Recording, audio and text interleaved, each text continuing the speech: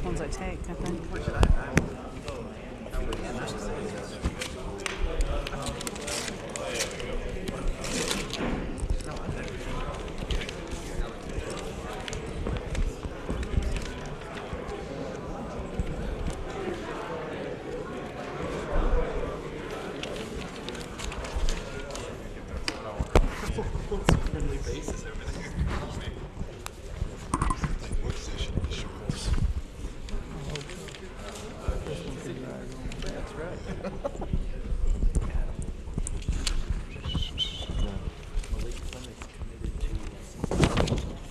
Really?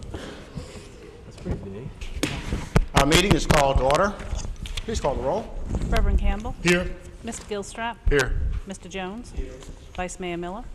Mr. Raleigh. Here. Mayor Saunders. Here. Mr. Shanks. Here. Mr. Tomer. Here. Mr. Vogler. Here. Please stand, remain standing for the invocation and pledge given tonight by Vice Mayor Dr. Gary Miller. Let us pray. Dear God of all beings, during this time of tumult and controversy, please watch over our city and its good people. Help us to weather all storms and all disasters, whether they be from Mother Nature or the hand of our fellow man. Help us to protect our homes, our property, our citizens, and help us be prepared for any circumstance. We must be ever vigilant, but we realize that we need your good grace to protect us as well. Amen. Amen. I pledge allegiance to the flag of the United States of America and to the republic for which it stands, one nation, under God, indivisible, with liberty and justice for all. Thank you, Mr. Vice Mayor. Tonight, a presentation on the Danville, Pennsylvania County Chamber of Commerce by its President, Ms. Laurie Moran. Welcome. Thank you.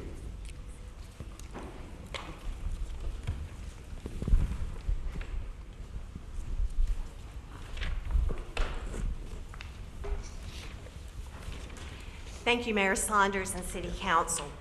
I realize that quite frequently I come before you and I share with you the work of the Chamber, especially as what we do in workforce development. And I wanted to take just a few minutes tonight to share with you what we did in 2013 and perhaps as importantly, some of our plans and goals for 2014, because we truly view the city as a partner in the work we do. And I believe that as you see some of our goals, we hope that they will complement what you all are also trying to accomplish.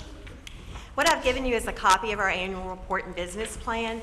The back half is our annual report, just to hit a few highlights, because certainly I know all of you will want to take this home tonight, read it at your leisure. But workforce development is an area we continue to stay very focused on. If you look at for the past program year, we met with 91 employers, identified 420 job openings in Danville and Pennsylvania County, and assisted in the placement of 173 job seekers. We've also continued our work in education, giving away teacher creativity grants in the amount of over $114,000 this past year, as well as recognizing educators in Danville, Pennsylvania County, and Caswell County, North Carolina. Those efforts have allowed us to recognize a teacher at every public school in Danville this past year, and we're getting ready to kick off that program again for 2014. We have a Young Professionals Network, always looking at how we can attract and recruit and retain talent to this region. And so we continue to work with that population to try to do more to bring talent to our area and to keep talent in our area. One of our new initiatives for 2013 has been the startup of a program called the Young Entrepreneurs Academy. We started an after-school program for middle school and high school students. They meet once a week. We have 12 students, 6 are from Danville Public Schools, 6 are from Pennsylvania County Schools. We have 4 middle schoolers and 8 high schoolers. And out of those 12 students, they have come together and they're starting 10 businesses. They will actually set up and start and run 10 businesses later this spring. So you'll have some new businesses in Danville with some very aspiring young entrepreneurs. And this is a program that we think will be growing our next generation of businesses. We continue to look at ways to help our businesses grow, whether it's through legislative initiatives and advocacy, or whether it's through leadership development. We offer a leadership program, Leadership Southside, as well as a junior leadership program that targets high school juniors and seniors. In 2013, the Chamber sponsored or co-sponsored 97 programs, and we had a total of attendance of almost 8,900 people who came out to those programs in the course of the year.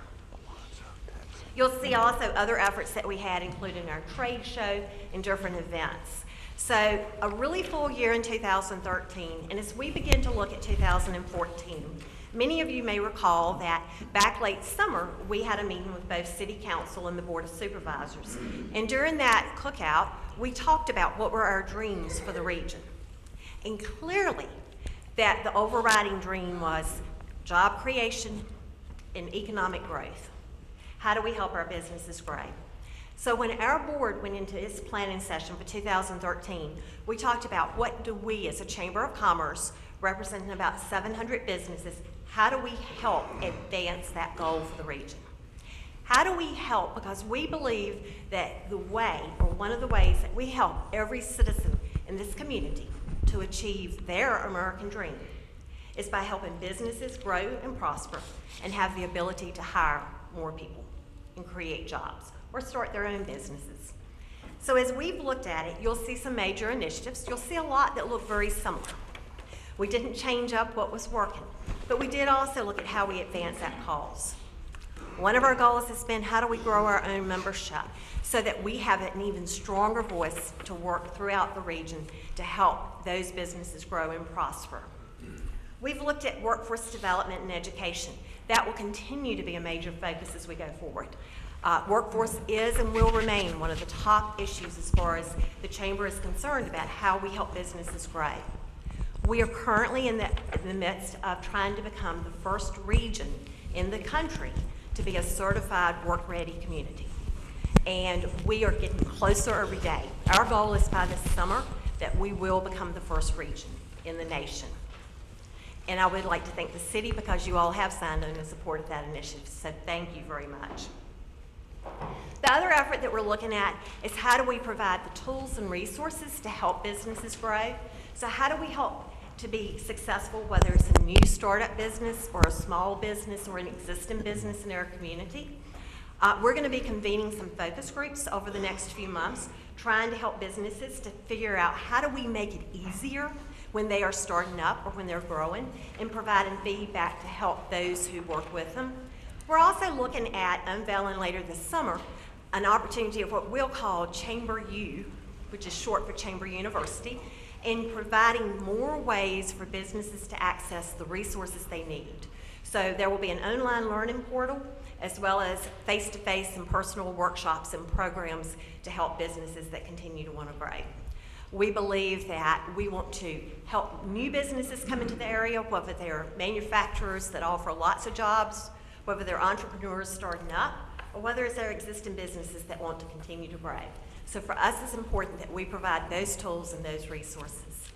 So I know that's a really quick snapshot of some of the work we're doing. I just wanted to come and give you all a copy of the work, and obviously to answer any questions you have, but to thank you for your continued support, because we're all working to how we advance this region so that every citizen has opportunities to achieve their dream. So Thank you, Madam President. Any questions, comments from Ms. Moran? We have Mr. Gilstrap. Where is the Chamber's position on tourism and the regional tourism that was once started several years ago, many years ago? Where are we in that process? So tourism is one aspect that we believe is important to the overall economy of the area. One of our goals is later this year, we've been working with, we as in the Chamber, have been talking with the Virginia Tourism Council about coming in and running a strategic planning session for the region. So it would be for Danville as well as for Pittsylvania County, which is the footprint that we serve, to look at what as a region we need to be doing to grow that sector. Right now, we're tentatively looking at May or June for that strategic planning session, and when we do, we'll certainly make it available. We want anyone who has an interest in tourism to be able to come out and share what their opinions and what their ideas and their thoughts are. So we will convene that. because again, we do believe that is a sector that we need to stay focused on, along with the others that we're working in. Will that be expanded to include Martinsville, Henry, South Boston, Halifax, Caswell? I know at one time there was a study committee or something with all those regions represented to try to develop a tourism package for the entire region. Is those efforts still in force, or? If there are the broader regional efforts right now, I'm not aware of them. I certainly think that building partnerships and collaboration with our adjoining jurisdictions is important as we look at how to maximize the limited resources that we all have. And resources not just meaning money, but how do we really capitalize on that so that when people are looking at our region, they're looking at all of the assets and amenities we have to offer. I would anticipate that some strategies around how we build stronger linkages in the broader region would be part of what would come out of that session. We will initially start Danville, Pittsylvania County, because it's the area I work in. It's the area I have the impact on, but I would certainly think you would see some potential opportunities come out of that. Okay, thank you. Thank you. Mr. Jones. Thank you for what you're doing. Young professionals and young entrepreneurs academy, those who listen, how do they get involved, or what's the process? Just contact you, or this is just happen? So the young professionals are geared at our 3-year-olds up to, we don't put an upper age limit in, we'll let you decide when it's time to opt out of that. But it really is looking at those 20 pluses, 20 and 30-year-olds. That is a service that we provide because we see that as workforce development. So young professionals who want to get notified, we have an email distribution list. There's no charge to be added to that. We notify you of events. We're getting ready to gear up with monthly events that are both networking as well as looking at, we do programs that include come and hear the city manager talking or the city, the mayor talking, and come and meet different people in the community. And so we're getting ready to gear back up with a number of those programs and initiatives. So all they have to do is call the chamber or email the chamber. The Young Entrepreneurs Academy will start back up in the fall. We've got the current program year with our middle and high schoolers. And so later this school year and over the summer, we'll be promoting. There is an application process so that we can look at those students who have an interest in participating in that, but we'll have that readily available. We will work through the school systems, we'll work through different organizations that deal with that age population, and anyone that is open to anyone that wants to participate. And Mr. Vice Mayor? Yeah, I remember a few years ago when the Chamber, Danville, and Pennsylvania County merged, there was some amount of skepticism whether this is a good thing or not. And I think because of your regional approach and your leadership, and others, this has become just a magnificent beneficial force for our community. And we're listened to, and the Chamber of Commerce is listened to. So certainly we want to thank you for what you've done. Thank you. And Mr. Raleigh? Yes. How many chambers in the country? 7,000 plus. 7,000 plus. And do they not have a rating scale on a star scale, I think, from 1 to 5? Is that how they rate? So the U.S. Chamber of Commerce will accredit chambers. It is a fairly intensive process that chambers can go through, and some chambers opt not to get accredited. Others that go through the accreditation process can get accredited, and if you get accredited based on your points that you score, you can become 3-star, 4-star, or 5-star. 5-star is the highest rating that they award. And out of 7,000 plus, how many in the country have 5 stars? I think it's less than 200 now. Less than or about 200 out of 7,000. And your chamber has what star rating? Our chamber that covers Danville, the Yes. city of Danville, and Pennsylvania County. So all of our chamber has a 5-star accreditation. 5-star rating. Yes. I think that's Good job. magnificent. Thank you for all you're doing. Yes. Thank you, Mr. Mayor.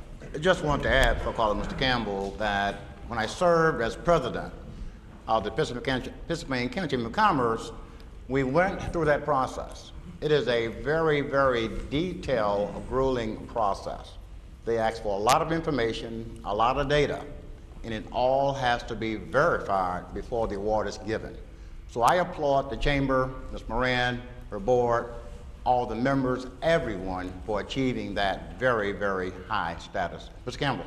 Yes, Councilman Buddy Rod stole my thunder. I just wanted to, but I want to commend you, Lord. I've worked with you on several projects in the past, and your efficiency and work within the community is second to none. We really salute you highly what you've done within the chamber. My question to you is that you stated about pursuing industry. Could you just talk about how the chamber works along with the economic development here in the city and moving forward, bring more industry within our area? Absolutely. Job creation and economic growth is important to the chamber, so we consider ourselves a valued partner with both the city of Danville as well as Pittsylvania County. So we have been engaged at different levels as needed throughout the past several years, working with both of the jurisdictions. That may mean that I have sat in on prospect meetings at different times, especially talking about the workforce component, or if there was another aspect around the quality of life where I could provide support. We've worked with companies that were looking to locate here. We've also been involved at the point when they have located. So oftentimes when a company has announced that they're locating here, we've worked with them. And again, primarily with the workforce development component as they've started to build out their workforce and helping them to develop that. So we stay ready and willing as a partner anytime we're needed. We don't want to step on anyone's toes or cross over and do a job that another department's supposed to be doing, but we really do believe that we are a partner that when we can bring value to the table, we want to be at the table. And so we've worked closely with the city over the years, and I value that partnership and hope that it's been mutually beneficial to both organizations. Secondly, I really salute your initiative in working with youth entrepreneurship, and I think it would be great in some kind of way that we can build bridges with the urban churches and areas and developing entrepreneurship. I fall back several years ago when we did some things together in reference to faith-based and dealing with our workforce initiative. It's so important that we have more people developing entrepreneurship within the urban area. Absolutely, and that's one reason why the Chamber started the Young Entrepreneurs Academy, is because we really believe we've got to start to change the mindset that the only way you get a paycheck is when somebody else writes it. We want people to know you can create your own paycheck and you can write paychecks to other people. So we want to start that and plant those seeds with our students when they're in middle school and high school.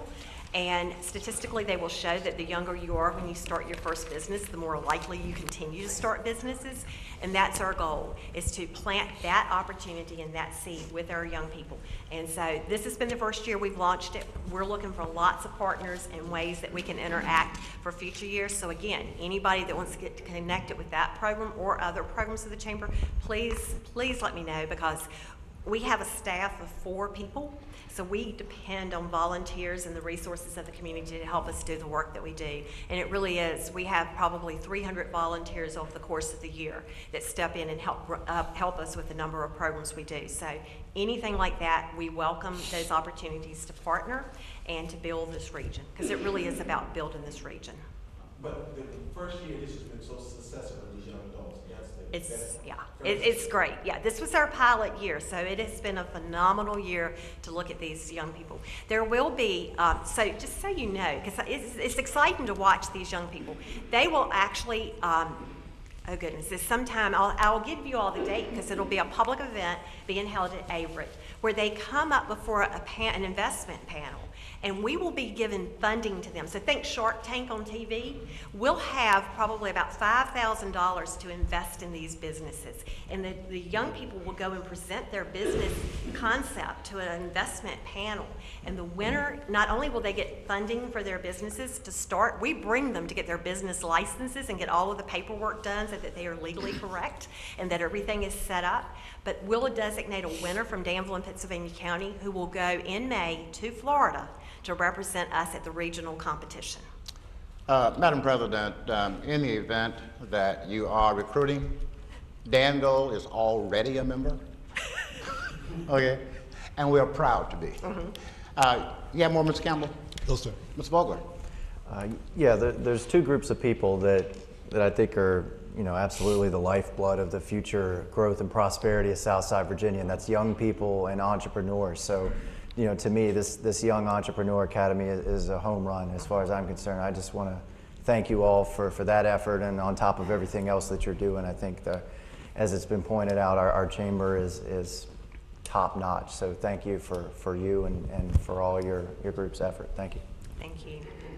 Other comments? Thank you so very much. You do it well. Thank you. Under communication, those who desire to speak on matters not on the agenda will be heard at this time. If you wish to speak on any item on the agenda, you will be heard when the item is considered. Anyone wish to speak on any item not on the agenda? Thank you. Under consideration, approval of minutes, the January 21st, 2014 regular council meeting. Is there a motion? Mr. Campbell, is there a second? Mr. Raleigh, discussion of the motion. Madam Clerk. Reverend Campbell. Aye. Mr. Gilstrap. Aye. Mr. Jones. Aye. Vice Mayor Miller. Mr. Raleigh. Aye. Mayor Saunders. Aye. Mr. Shanks. Aye.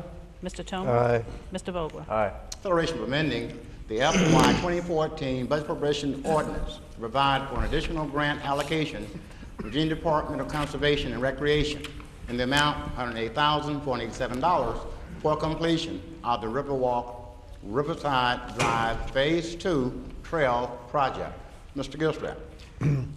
Mr. Mayor, I move adoption of ordinance amending the fiscal year 2014 budget appropriation ordinance by increasing revenues to provide for an additional grant allocation from the Virginia Department of Conservation and Recreation for the Recreation Trails Program in an amount of $108,487 for completion of the Riverwalk Riverside Drive Phase 2 Trail and appropriating the same.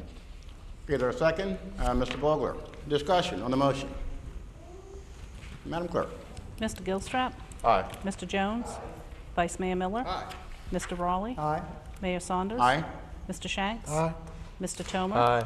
Mr. Vogler. Aye. Reverend Campbell. Aye. Okay, we have 8 public hearings. The first, consideration of amending the zoning code to allow commercial indoor and outdoor recreation facilities in the Light Economic Development District. I open the public hearing. Anyone wish to speak? Yes, sir. Your name, please. Good evening, Mr. Mayor. My name is R.J. Lackey. I'm an attorney with Woods Rogers, and I'm actually here speaking on A and B because they go together, related to the special use permit and the amendment to the zoning code. I represent William Gentry. Most of you know William. He owns Piedmont Precision Machine Company. He recently opened Golden Leaf Bistro, and he's also opening North American Mold Technology Company, which I think most of council is familiar with. Point of that is that William is very good at identifying opportunity and talent. He has recently begun working with Premier Indoor Soccer League that is owned by Adam Webb. Mr. Webb is starting a soccer training facility, indoor soccer league facility, which is what's before you this evening. He's drawing people from Martinsville, Burlington, Greensboro, Chatham, Alta Vista, and of course Danville, who need an indoor soccer facility, a training facility where they can practice all year long. But the really exciting thing has just recently happened. And, Mr. Webb has been contacted and entered into a contract with a company called Global Image Sports. They represent 9 European professional soccer teams. He is going to be a club, facility, and camp for these professional soccer teams who are going to send individuals here to scout players from our region and give them an opportunity perhaps to play in rec leagues and advanced leagues and ultimately professional soccer leagues and earn a living. I grew up, most of you don't know, I grew up playing soccer, and I would kill to have had this kind of facility and this kind of opportunity before my knees went out on me. It is a fantastic opportunity for our youth, both in our area and in the region, as Ms. Moran spoke about earlier. The beautiful part of this is it not only promotes Danville, it promotes Danville internationally. And I know there's the China initiative that economic development has done. This gives us an opportunity. These pro sports teams are in the Netherlands, Italy, England, and Scotland. So we will have our name in those areas, perhaps have players and citizens in those areas. This provides our youth and young adults something that they can't get in a city this size, an opportunity and a facility that allows them to do what they love. I played soccer 5-6 hours a day if I could, and would have played more if my parents wouldn't make me go to school. They made the good decision because ultimately I'm a lawyer, not a soccer player. This is something you can't get in a city our size, and something that Mr. Webb and Mr. Gentry have determined and are going to work to make it work. This is a win-win-win, and we ask that you not only act favorably on paragraph A under new business, but also paragraph B. If there are any questions, I'm happy to answer. Mr. Vice Mayor? I noticed the limit here was 100 people. Do they plan to hold tournaments there? Yes, sir. Because it's indoor soccer, you've got two, they're smaller than basketball courts, about half size of a basketball court. So it's 5-on-5. Yeah. With two of them, you've got 20 people. With 4 teams waiting, you've got 40 plus extra players. So while the 100 is not ideal, it will work in this facility. Mr. Webb's hope is that this will take off, and we intend to build a new facility that will accommodate a great deal. Because I know a little bit about soccer. I coached indoor soccer and outdoor for years. And we were really at a disadvantage because if we wanted to practice, we had to find a local gym after hours where nobody else was using it and beg and borrow and steal. And we competed regularly down at Greensboro, Raleigh, Burlington, the whole commish. And we did quite well if you want to come by my office and see some of the trophies our kids won. But indoor soccer is a very fast, exciting sport. This is a great, we would have killed to have something like this, someplace to practice. My only question is, I just wonder, it is so popular when there's a tournament going on, there's all kinds of family members watching. I wonder how you're going to keep it under 100 people for a tournament. We're going to do our absolute best, and I'm sure the fire marshal will require us to. Dr. Miller, as it grows, the full intent is there's more land. The full intent is to build a bigger facility. Right now, you go into the facility that you need and find out how much you need. So if we have that problem, and I hope we will, and I think we will, we'll be breaking ground in the not too distant future for a much larger facility. Very good. Well, thank you. Thank you for what he's doing. Other question from Mr. Lackey? Mr. Gilstrap? I'm too excited about soccer. I think it's a great program, and it'll be great for our city, and the international recognition will be great for our city. I'm curious about, as Dr. Miller said, the maximum of 100 people. Was that set by the Planning Commission or the Fire Department? Is that the fire regulation, or is, and the reason I say that, sometimes one more door you can add people if you got another exit. So is there something to expand that attendance? Yes, sir. It was city regulations with bathroom facilities, parking facilities. That was the cap, and we agreed to it. We're comfortable with 100 right now. You're comfortable with? Obviously, we'd love to have it bigger, but if you've been in that, that's the old Piedmont Precision Machine building that burned. So it's not even as large as Piedmont when it was there. So, 100 people is going to fill it up. It's certainly reasonable. Okay. Mr. Vogler? Yeah, I agree with you. I think it's a great opportunity, and anytime you can provide athletic opportunities for kids, and as you talk about the international opportunities here, as far as the capacity of it, I hope that you're at max capacity all the time. I think that's a good problem to have if you've got people filling that place up all the time. Like you said, there's always the opportunity to grow. So to me, that's a good problem to have if you're filling that place up every time. So thank you. Yes, sir. Mr. James? I too had concerns about the limitation to 100, but if that's what the city requested and what y'all agreed to, that's fine. Other concern I had was a place like that typically would be a good place for a vendor to sell prepared foods. Is that something that's outlawed by your condition number 4? And is that something that y'all agreed to as well? Yes, sir, and yes, sir. Okay. Again, in a new facility, those types of vending, hot dog and popcorn. But if you'd gone into this and seen the actual, I call it, they're not soccer fields, but soccer courts, soccer facilities, there's not going to be a ton of room. You don't want people milling about with food and the problems that come along with that. Thank you. Mr. Vice Mayor? I thought it was just food preparation. You could still sell concessions. We don't intend to. Don't intend to? Okay. Other question, Mr. Lackey? Thank you, sir. Thank you, sir. Anyone else wish to speak on this subject? Anyone else? Close the public hearing. Council, your pleasure. Mr. Gilstrap. Mr. Mayor, I move adoption of ordinance amending chapter 41 entitled zoning ordinance of the code of the city of Danville, Virginia, 1986, as amended more specifically Article 3.0 entitled LED-1 Industrial District Light Economic Development District, Section C, entitled Uses Permitted by Special Use Permit. Okay, a second, Mr. Vice Mayor. Discussion on the motion. Madam Clerk. Mr. Jones? Vice Mayor Miller? Aye. Mr. Raleigh? Aye. Mayor Saunders? Aye.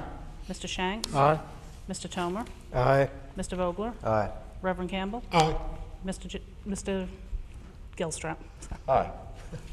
Consideration of request for special use permit to operate an indoor commercial recreation facility at 2425 Goodyear Boulevard. Open the public hearing. Anyone wish to speak? Anyone wish to speak? Close the public hearing. Council, your pleasure. Mr. Vogler. Mr. Mayor, I move we adopt an ordinance granting a special use permit to operate an indoor commercial recreation facility in accordance with Article 3.0, Section C, Item 24 of the Code of the City of Danville, Virginia, 1986, as amended at 2425 Goodyear Boulevard. Okay, is there a second? Mr. Jones. Discussion on the motion. Madam Clerk. Vice Mayor Miller? Aye. Mr. Raleigh? Aye. Mayor Saunders? Aye. Mr. Shanks? Aye. Mr. Tomer? Aye. Mr. Vogler? Aye. Reverend Campbell? Mr. Gilstrap? Aye. Mr. Jones? Aye.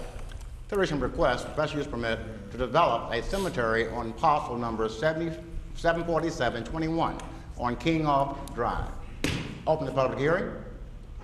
Anyone wish to speak? Yes, sir. Your name, please. Robert Witt. I'm an attorney here in Danville. I represent the Danville Masjid and Islamic Center, who has filed this application for the special use permit for the cemetery.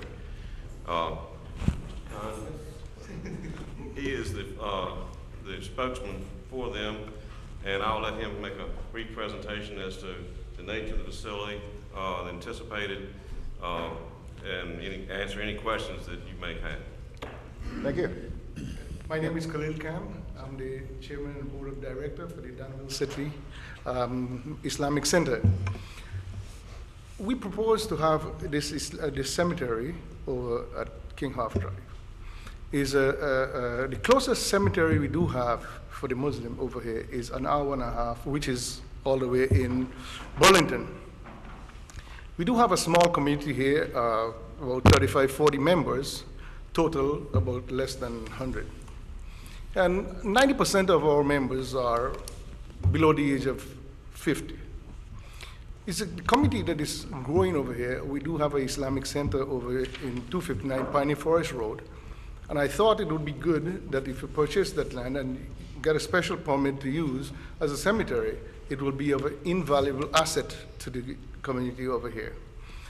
To most people in the city of Danville does not realize or know or not attuned to that a cemetery, a Muslim cemetery, is just a cemetery that is no different, is different in the sense of the setting, the attire of it. The cemetery is that land that will be left unspoiled. There is allegation made that the trees will be cut down and it's going to defeat its purpose. We do not believe in marking. There wouldn't be any big sign that says this is Danville Masjid Cemetery like other masjid. The land, I promise, will be left the same way it is right now. So it would be better for the resident around there to have that without being harmed in any way. Now, having said that, ask me any question. Thank you, and welcome. Question, Mr. Vice Mayor? Yes, sir, just enlighten us. So in Muslim tradition, the burials occur within 24 hours? Yes, sir. And there's no casket or anything, just a shroud? Yes, we do have casket. We do have casket? Yes, we do follow everything that the city of Danville and the state requires. There's anything different. The depth, the cascade, everything, but we do bury within 24 hours as the Islamic laws. And no markers above? No markings on the grave, sir. So you'll have, just enlighten us, how do people know where their loved one is buried, or do they come to the gravesite? Do they have a map, or do they remember where somebody was buried? He's going to produce a map, but but in the Muslim rights, there's no need to know exactly precisely where your loved one is buried. Right. You come to this world and you leave to the other world. Is the time that you go there, and that's it. And will other Muslims from outside the community be buried there? I'm sorry, sir. You don't have a large population. If somebody from Roanoke want to be buried there, would you? We do not stop that, but in a city like Roanoke, a bigger city like Greensboro, they do have their own over here. We in Danville is a small community, and that's what it is. Thank you. I want to Let me add to the answer comment question. We do not have to have a nameplate or anything on the cemetery, but if the family wishes, we don't stop that neither. I just wanted to add that. Yes. And it will be, any Muslim from any community will be welcome to bury there. Thank you. Mr. Campbell? Yes, Yes, Larry. I see that the planning commission was unanimously Yes, sir. 7-0-4, Yes, sir. but I noticed that some of the response from the community are against it. Yes. Have you talked to any of the residents in the area to get their feeling or try to work out something? Yes, sir. We do have one resident which lives adjacent to the proposed cemetery, and he spoke the last time on the city on the zoning board for it. And I said, if he wants, he can talk to the also about it. Again, what the situations was last time is because they were saying that it is a special use permit and that it's going to be buried within, Muslim going to bury within 14 inches and of the ground, and it wouldn't be any cascade. These are all fallacy. It is not. One more question, Mr. Mayor. Yes. Please. Now, could you clarify a statement that you made? The property there, in reference to, are you planning on clearing the land? Or, No, sir. So you plan on leaving it basic like Yes. The seller had sold some of the timber that is in the land right now. We asked, they asked us if it is okay for the timber company to come and take those timbers out. Those are timber that they sold before. Other than that, the land will be left unspoiled, if I answer your question correctly. Thank you, Mr. Mayor. Thank you. And just to follow up, you're saying that the land will be left unspoiled. That's what I'm saying, sir. Again, what does that mean again? It means that we wouldn't trash the trees out, we wouldn't clear the trees out, we wouldn't have markings, it wouldn't be any grand advertisement or anything like that. It would be left the way it is. We will take care of the shrubs and manicure or tailor the land as we see fit. What about access roads? There is one access road, and the Planning Commission, I think they elaborate, exclusively on that. There is that King Half Road, which is there, adjacent to the Lexington Road, which is Halifax Road, and I think that was graphically laid out by the Planning Commission, sir. Mr. Tomer? Yeah, he asked my question about the road frontage. I see, is there some creeks that go through this property? Is there any potential for flooding? No, the creek is not within that property. I think it's adjacent to the property. And that creek, I think, is well drained through the bypass going out on 265 on the other side, sir. So this isn't a floodplain? No, sir. Okay, thank you. Okay, Mr. Vogler. Yeah, I have more kind of thoughts, I guess, than a question per se. But first of all, thank you for coming and being here before us tonight. And a lot of the questions that I was going to ask, you addressed in your opening thing. And I think the fact that this cemetery would adhere to the same rules that any other cemetery would, Yes, I think is a reassuring thing to hear from some of what we had been told prior to this. And also, my view on this might be a little bit different than most. The home I grew up in, we virtually had a cemetery almost in our backyard, so I kind of have experience living nearby a cemetery, and it was never an issue for us. But and as far as the issue of people possibly coming from out of town to come to this cemetery, I don't foresee that being a problem. In fact, I typically am happy when people from out of town come to Danville. You know, I hope that while people are here, they decide to check our city out and visit some of our businesses. But again, I want to thank you for coming here and providing information for us tonight. I think has been beneficial. And as Councilman Campbell pointed out, the Planning Commission did unanimously vote to support this. So unless I hear anything that persuades me otherwise, I plan on supporting it also. So thank you. Thank you, Mr. Raleigh. Yes, sir. For the most part, you will not have any markers. There's No, a sir. possibility of having it if a family wants it. Now, how do you know 2 years from now where everybody is buried so you don't go on top of somebody again? Tell me how you do Okay, the cemetery will be placked out, and it have rows, and it will have numbers, that. Okay. and it will go consecutively. It'll be platted out. Yes, sir. Okay. I see you nodded. I can elaborate a little bit more, but I think You're fine, yeah. Mr. Shanks. I have one question. Yes, sir. And one question for Mr. King. With regard to your rows that you're going to have plotted out and everything, are they going to be just one level? Yes, sir. Yes, sir. It has to be is the right. Right. That's the Islamic right. One Okay. level. Yes, sir. Mr. King, is our cemetery, our city cemeteries, and I think all the cemeteries in the city, even the private ones, have to have vaults as well as the casket. Is that Yes. true? Have to have Will what? this be true for Vaults, vaults as well as caskets. this? Is this true for this particular Yes, one? I think they would have, they've already said they will comply with all rules and regulations.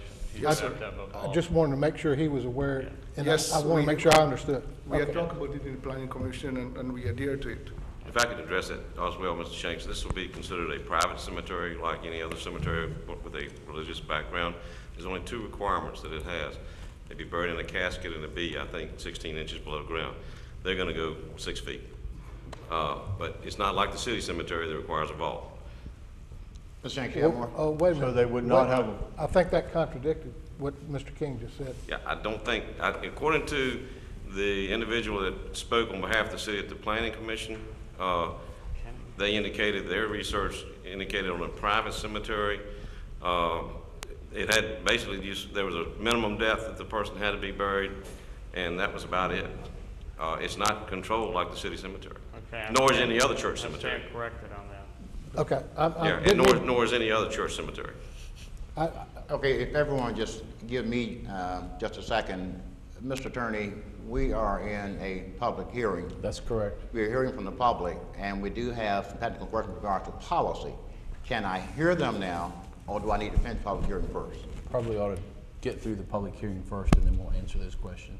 Okay, so if there are policy questions, please write them down and raise them after we close the public hearing, okay? Thank you. And I just had two other points Yes, I'd sir. like to make, just to follow up on some of the things he said.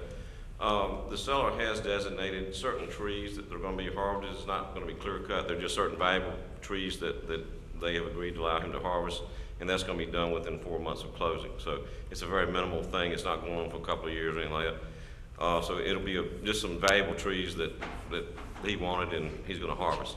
The other thing, one of the things that came up in the planning commission was the issue of traffic. Their funerals are basically very brief.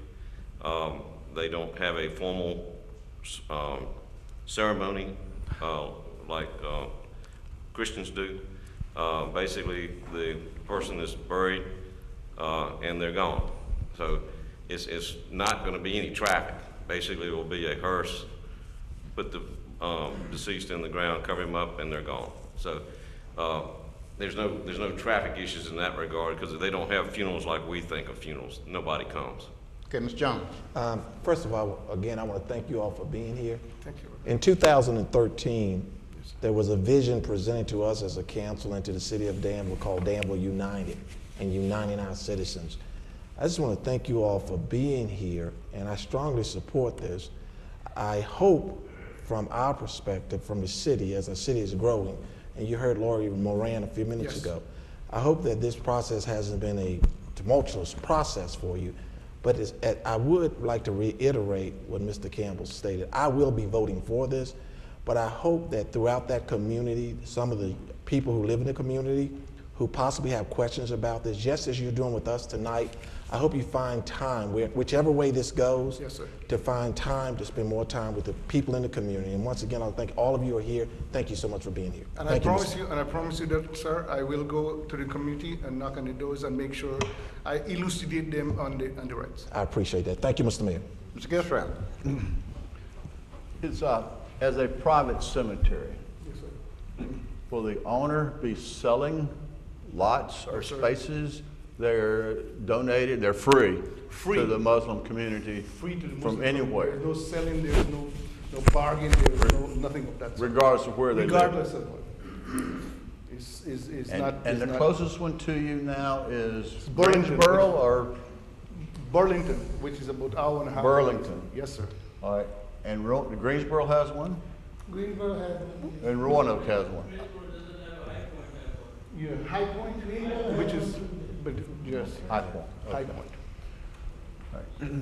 So if, and the funeral itself is just family and it's very brief. Yes, sir.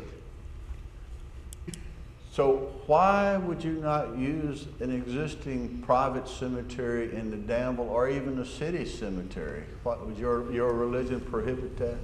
let me address it. It is not prohibited in the religion to use any cemetery. We have our own way, and we donate place for rich and poor, whoever. We do not, some of our people died, Muslim people died here. They couldn't afford to go to different cemeteries which they wanted to go. Very recently, one of our founder member, Muslim community in this area, passed away, and we had to go around and find him a place, go through the city. So we decided that for our community, at least we can do this service, that we can pool money and buy land and leave this facility free for all our community. So the Islamic Center community has already purchased the property? It's under contract, under depending on the contract. outcome of this. That's all, Mayor. Thank Okay, you. Mr. Vice Mayor? Is there a capacity to the cemetery? Do we have I'm sorry, a sir. maximum number can be buried there? You calculate that? Maximum number is Most a cemeteries 6.2 have. is a 6.2 acres of land that is there existing, and if you calculate that mathematically, I mean, A lot of people. 4 feet, it will be a lot of people. I think most cemeteries have a capacity of people. Well, again, thank you all for coming out. I'm impressed by the number of people who've turned out. And our Muslim community is not a large part of the community, but it's a very valuable part of our community. So But, thank you yes, for coming. thank you very much, sir. Mr. Raleigh? Yes, sir. Do you have equipment to dig, or do you have? We do have a funeral home right now that we use, and they have the equipment. And if this is all go good, we'll use the same funeral home and use their equipment. Okay. Yes, sir. All right. Mr. Gilstrap? I'm sorry, I have one other question. You go right ahead. I might have two or three. No problem. Um, 2.5. If I was driving down the road Yes, sir. and I saw this site, I would not know that it was a cemetery. No, sir. Okay. If you are purchasing the property, Yes, sir. is there already property that you could purchase that it would not need to be rezoned or a special use permit? We have looked, and believe me, we have exhausted at length. And there is, we couldn't find one in the city close like that. So we find this and we talk to the Tony and see if it's a special permit, and then we come in front of you guys to grant that. Thank you. Other question? Thank you very much. Thank you very much, Mr. Thank you, Chairman. Mayor. Thank you. Anyone else wish to speak on this matter? Yes, sir. Mr. Mayor, members of council, my name is Woodrow Davis McCain. And in interest of full disclosure, my wife and I are property owners on Lexington Avenue. However, I do not live in this city now, but I still have a property there. My parents bought land and built a home and moved in 1950. Give you some background. I celebrated my 4th birthday in that home. And at that time, it wasn't Lexington Avenue. It was Tate Street, T-A-T-E. It was a dirt road. And it was in the county. This was prior to annexation. I saw 6 houses go up on our end of Lexington Avenue near the bottom of it where it levels out before I was grown and moved away. The house became mine in 1990 when my mother passed away. At that time, I was offered $30,000 for that home and the dwelling, and it's about 1.14 acres of land. I did not sell it then. I was holding out for a little more, what I thought it was worth, and the potential buyer and I could not arrive at a decision. Therefore, I did not sell it. That was in 1991. I was offered $30,000 for it then. And that was before a new roof went on it, before the hardwood floors were refinished, before the vinyl replacement windows were installed, and before the waste system was converted from septic to municipal waste. Well, my wife and I became landlords. We had good tenants. We had some bad tenants.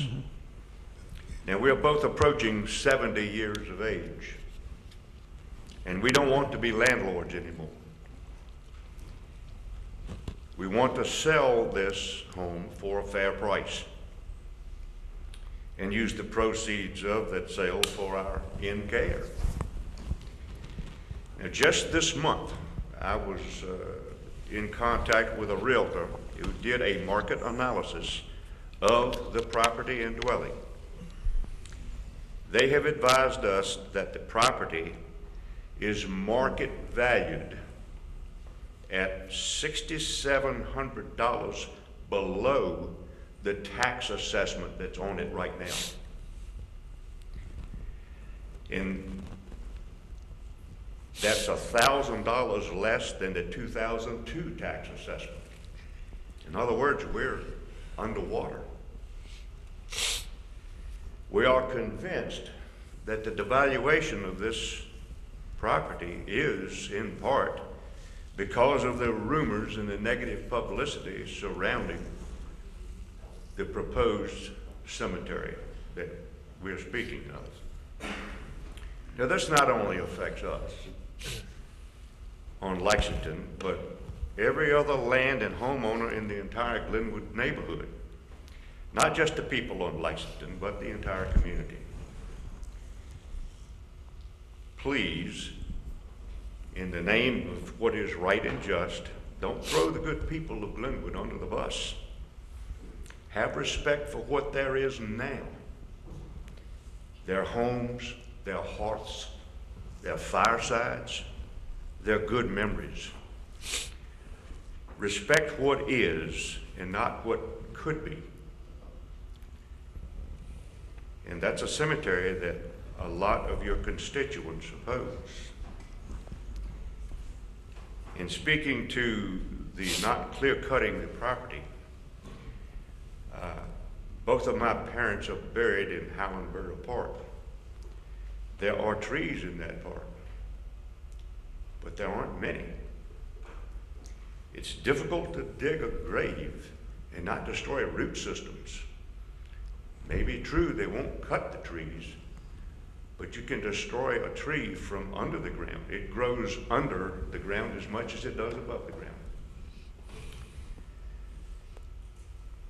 So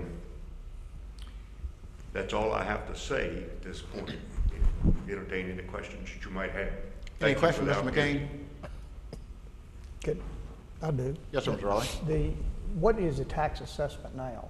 You said it was under, but do you know what the tax assessment is? The 2013 tax assessment is $40,700. Okay. And the real estate agent said $6,000. probably the most we could ask for was 34. Other questions? Mr. Gilstrap. The house is presently vacant. I'm sorry? The house is presently vacant. Currently it is, yes, sir, because we want to sell it rather than rent it, and the realtor says she will not list it. And if how it's close occupied. is it to the property, to the cemetery? Right across the street from, we're Across on the Lexington? other side of Lexington. So it'll be right across the street from you? Yes, From that residence? Several years ago, someone on Lynch Street proposed to have some type of a livestock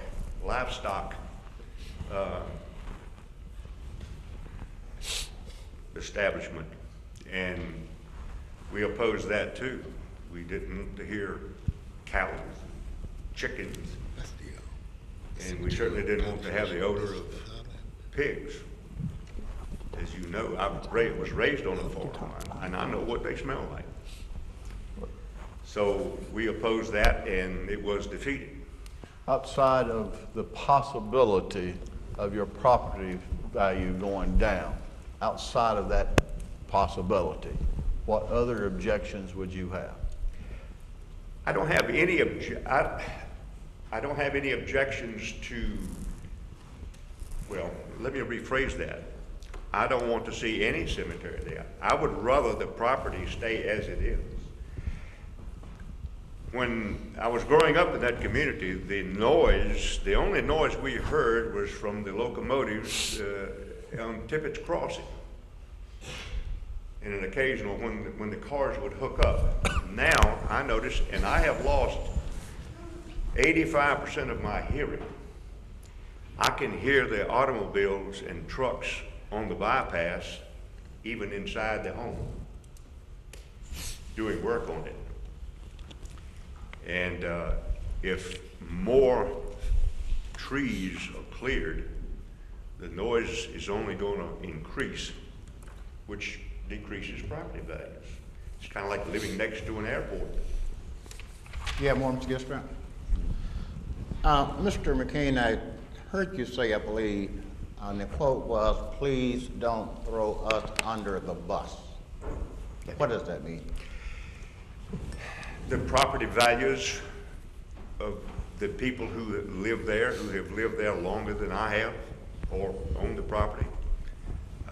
63 years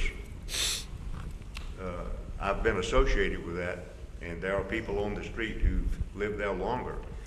They never expected something like this when they bought their homes, they built their homes, and raised their children there. Thank you. Mr. Campbell. I appreciate you being here and expressing yourself. I am questioning, you say depreciation. When I look at the cemetery on Pine Forest Road, Highlander Cemetery, that's right in the midst of a residential section, and properties there have no problems being resold. So with what they're doing, the cemetery plots won't be seen, they're not going to disturb the landscape. So I'm just questioning. Are you speaking of Highland Borough Park? Sir, no, yeah, okay. Is it Highland, Highland? right. Yeah. Well, did the that's people build that's around the more cemetery? visible. That's more visible in a residential area in reference to what they're trying to do. I understand that, and yeah, that's a good point, but did not the people build the homes after the cemetery was there? They made the choice? They made a choice, but that's part of progress time and moving forward. But what they're doing, I just don't see where that's going to be a long-term depreciation that's going to be on your property. Thank you, Mr. Mayor. Other questions or comments from Mr. McCain? Mr. Vogler. Yeah, you pointed out that you opposed a pig farm however many years ago, I don't see the correlation between what we're talking about tonight and that. I just, maybe you could enlighten me on how this is similar This to what. was on, not on that part, this was on the other, behind my home, which is on Lynch Street, which is parallel to Lexington. There's Lynch Street, Lexington, and Kingoff. And someone on Lynch Street, at the end of Lynch Street, had a large tract of land that they wanted to rezone for livestock. And we got together and decided that we didn't oppose them having some, a horse or two, that was fine. But we did oppose some of the items that they were thinking about putting there. Well, and I certainly understand that. I'm still not quite seeing how that correlates with what we're talking about tonight. I don't, maybe I'm missing it. I don't know. But well, we value our homes, hearths, and firesides, Mr. Vogler. We care about what surrounds them. Yes, sir. Yes, sir. And I do want to thank you for coming tonight, and I certainly understand and appreciate very much your position on it. And again, I want to thank you for coming. Another question coming from Mr. McCain. Thank you, sir. Thank you, Mr. Mayor. Thank you. Anyone else wish to speak on this matter? Yes, sir. Your name, please. Hi, sir. My name is Abdul Ansari, and my family, we own a house on Kingoff Drive, right up the street from the Pro Cemetery. And I'm in favor of the cemetery. I'm not here to be a bad neighbor or to bring the property value down. I only been in Danville for 1 year. I moved down here from Philadelphia. My family goes back this area. I can trace them to like 1840.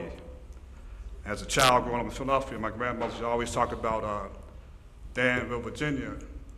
So after I retired from the Pennsylvania correctional system, me and my wife looked for a house. I said, let's try Danville. So we got on the internet, came down here. We stayed about 5 days. We found a house. And I didn't know no one in Danville. Only reason why I know about Danville is because the stories that my grandmother told me about Danville. And you got a beautiful city here, beautiful people, a lot of historical things down here, and I love the town. But like I say, I support the cemetery, not to be a bad neighbor. I have a plot in Pennsylvania, but my wife asked me a little while ago, said, something happened to you with your body sent back to Pennsylvania? I said, no, this is home now. I want to be buried here. Like I say, Islam, our faith, we're no different than other people in Danville of other faiths. We have the same goals. We want the same good things in life. But I moved down here, my wife said, how the schools in Danville? So we went and we visited the Glenwood Elementary School. She liked it, but it closed down. So we're still here. Like I was saying, we're not here. We're no different. Islamic people are no different from Christian people, Muslim people, Jehovah's Witnesses, Baptists, whatever. We want the same good things that you want. We want good education. I came from Philadelphia, which is a high crime area, right? The crime you have down here is nothing. It's the cost of living is low. Like I said, I worked in the prison system, and it must be something between Pennsylvania and Virginia, because Pennsylvania sent 1,000 inmates to Virginia because they could save money per inmate. They sent 2,000 inmates. I think it was in the prison in Chatham called Green Rock or something like that. Chatham. Right. And like I say, I know the people have concern. You say Muslims, Islam. We turn the news on. All you see is something negative about Muslim. But I'm here to tell you, those don't judge the people, don't judge the faith by a few acts that a few people do. Extremists. Islam is against extremism. You're supposed to be the middle ground. Not too much spiritually, not too much materially. We want the same good things in life that other people want. We're not here to terrorize nobody. We're not here to open up a school that don't teach the children. That's not Islam. Islam is about brotherhood. It's about peace. That's why I moved down here, for peace. I'm not here to disturb the neighbors or bring the housing values down. I live on King Street. Right now, there's only one house on King Street. My neighbor, Mr. Sawyer, he's gonna build a house on his property soon. And I guess, okay, before we get, let's cut it off. The Islamic community here in Danville is small, it's tiny. It's 2 Islamic centers here. You can put both these centers in this hall right here. Danville has about 42,000 people, and I took a little research, I say about 103, 105 different religious institutions. Out of those 103, 105 places of worship, how many of Islamic? 2. Very small. You can put both of them in this sanctuary right here, you know. And okay, our community is so small. How many funerals, Islamic funerals, do we have in Danville the last 13 months? Remember, we got a very small. You know how many we had? We had 2 funerals in the last 13 months. So it's not going to be no traffic jams and like that. We are a very, very small community. I want to be a good neighbor. I'm quite sure Mr. Khan wants to be a good neighbor. We're not here to destroy nothing, be unpatriotic and stuff like that. This is our home. This is America's the home. You got people. How would it be like that? You got people all over the world just risking their lives just to get to America, just to get here to compete and to live their dreams out. So we're no different. We're no different other than people from Danville. We're no different from the Christian people, the Hindus, the Buddhists, or whatever. We believe in God. We pray, and we're not extremists. So I understand you're from Pennsylvania. Yes. You moved here. I retired. You live in the area. I live on and you King Off support Drive. the project. Yes. Got Okay. it. Got it. I mean, You live here now? Yes. Live in the area, Tomorrow, with the cemetery being proposed? Yes, I'm And you support the project? Say it again? You support? Yes, what the- yes. Okay, okay. Yes. Got We it. got a beautiful city here, and like I say, we're no different than other people. I know they're concerned, because every time you turn on the news, you see some Muslim doing this, Muslim that, in the name of religion. That's not Islam. You got extremists in all faiths, and Islam is against extremism. Thank you. Thank you. Anyone else wish to speak?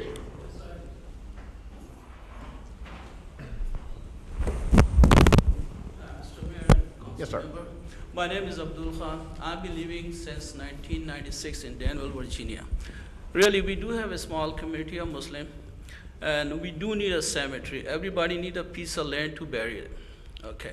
Here, all those people you see, they can migrate from the different city, different places. And somebody will, in their family, sooner or later, will die. They need a piece of land. So if they don't have it, either they're gonna move from here, or either if they have it, they will stay here. You know, they got children, they're gonna grow up here, and they will live here.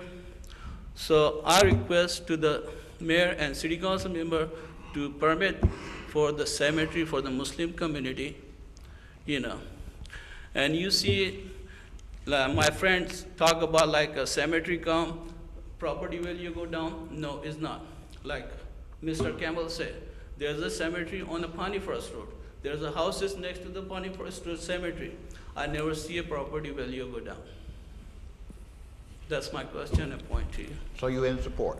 Yeah. Thank you. Anyone else wish to speak? Yes, sir.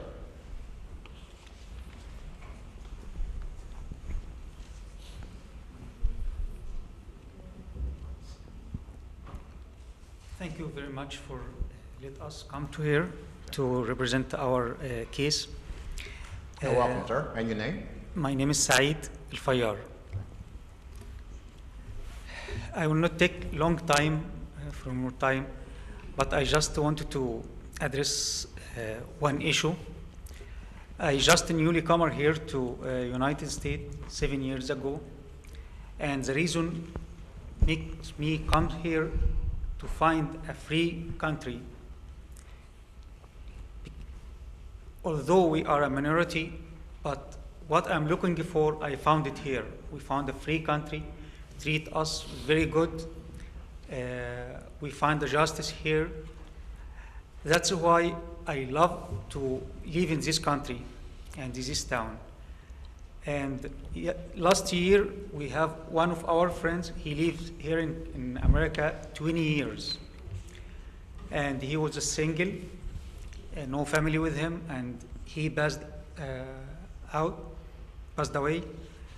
And we stayed for about 3 or 4 hours looking for some place to bury him. You can imagine when you have a friend, beloved, and you don't know where you bury him when he died. We drove about 4 hours to bury him in North Carolina.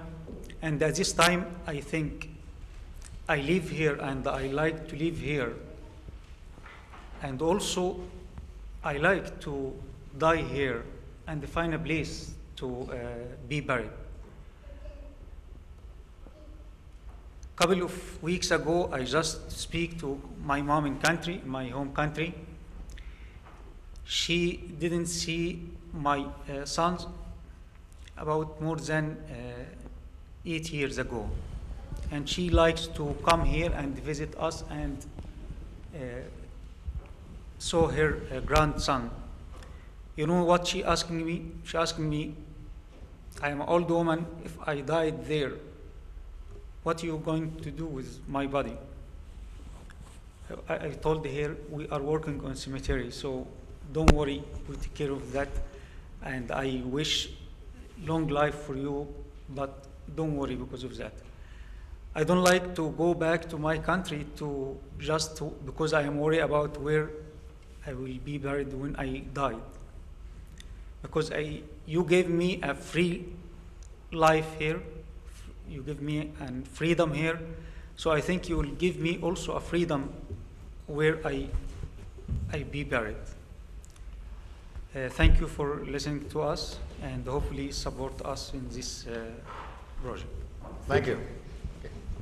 Yes, ma'am.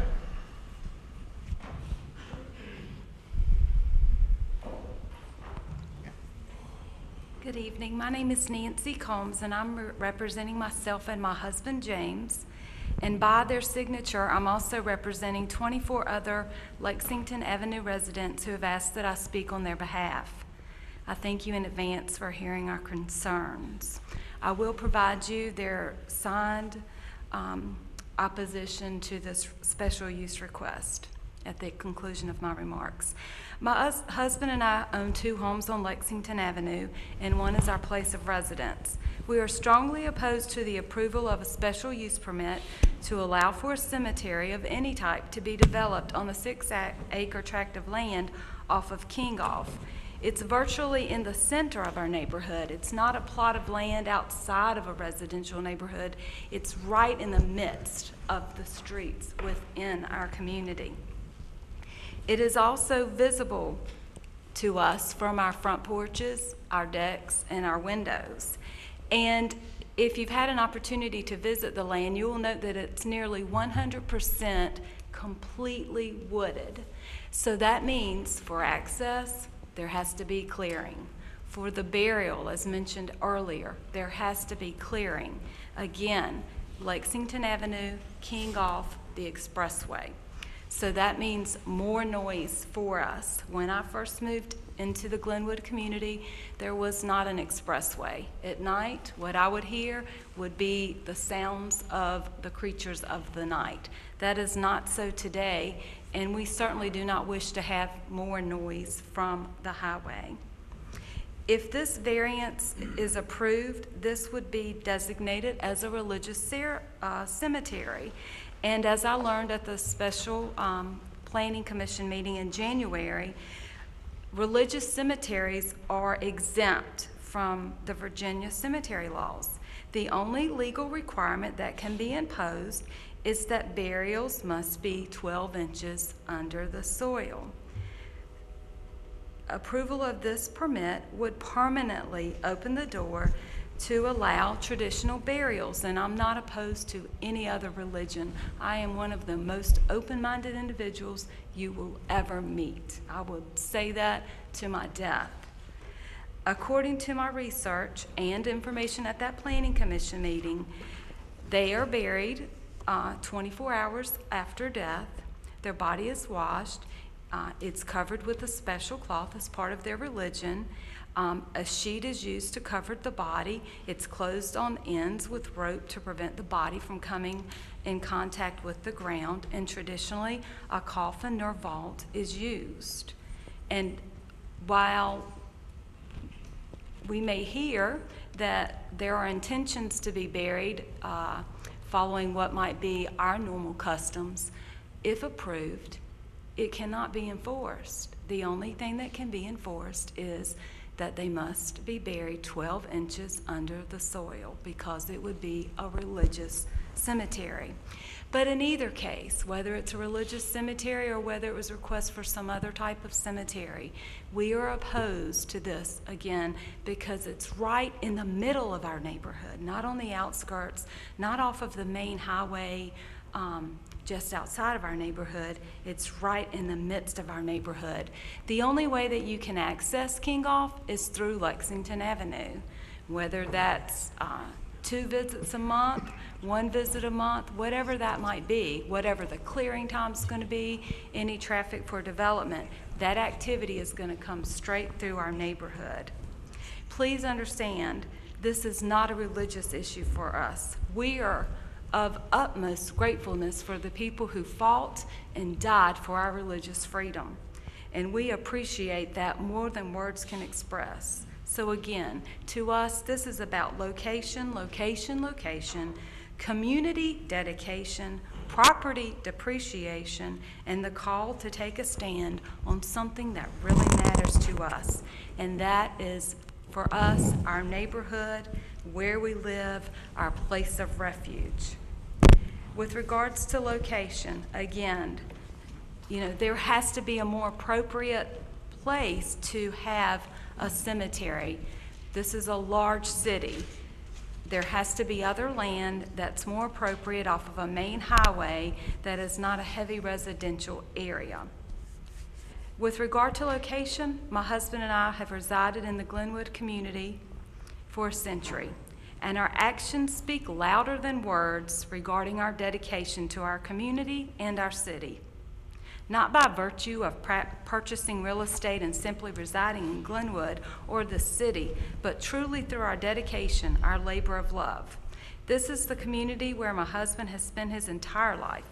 In 1986, we all know the city of Danville chose to adopt the Glenwood community as a part of annexation. We continue and will continue to remain committed in our neighborhood and in our city, the one that chose to take us under its wings. We are looking to you, our elected leaders, to continue to care for the neighborhood and the Glenwood residents that adopted us, the city that adopted us. Martin Luther King said, "Our lives begin to end the day we become silent about things that matter." During our nearly century of residence in this community, I've come before you twice, this being the second, on matters regarding our neighborhood that we find significant enough to require us to take a stand, to speak up and to speak out, not to complain, but to express our concerns and even offer potential solutions. And in this case, one solution is there has to be a better location. Otherwise, we have not been idle in our community. We have taken a stand in other positive ways as well. We've worked hard for our neighborhood throughout the years. We've engaged other neighborhood residents, and we will continue to do so as long as we were there. We took a stand by organizing the Glenwood Neighborhood Watch Group in partnership with the Danville Police Department. We organized the Neighborhood Watch Association, as well as led the organization and execution of community gatherings, including ones in which our current mayor and some current and past council members graciously agreed to attend and share their words of wisdom with our residents. I graduated the Neighborhood Leadership Institute. With support of the city's Community Development Department, I represented our city in Richmond at the Virginia Neighborhood Statewide Conference, organized and participated and engaged neighbors in a neighborhood-wide cleanup event. It goes on and on. Every effort mentioned occurred in an effort to make a difference in our neighborhood, community, and the city. I share these efforts not for praise and certainly not for any pat on any back or any accolades, but solely for the purpose of giving examples of my family's commitment to our neighborhood, this city, and beyond. Neighbors in the Glenwood community who have come before us have done even more. This information is to make evident that we are not idle residents consumed in apathy or indifference, but the type of citizens who seek to make a positive difference where we live, work, and play, and ultimately where we will likely retire. Years of dedication, community engagement, and commitment to Glenwood is not what has been provided by those who seek to be buried in virtually our front and backyards. With all due respect, the individual who's making the request to develop this land as a cemetery does not have 1 minute's commitment to our neighborhood.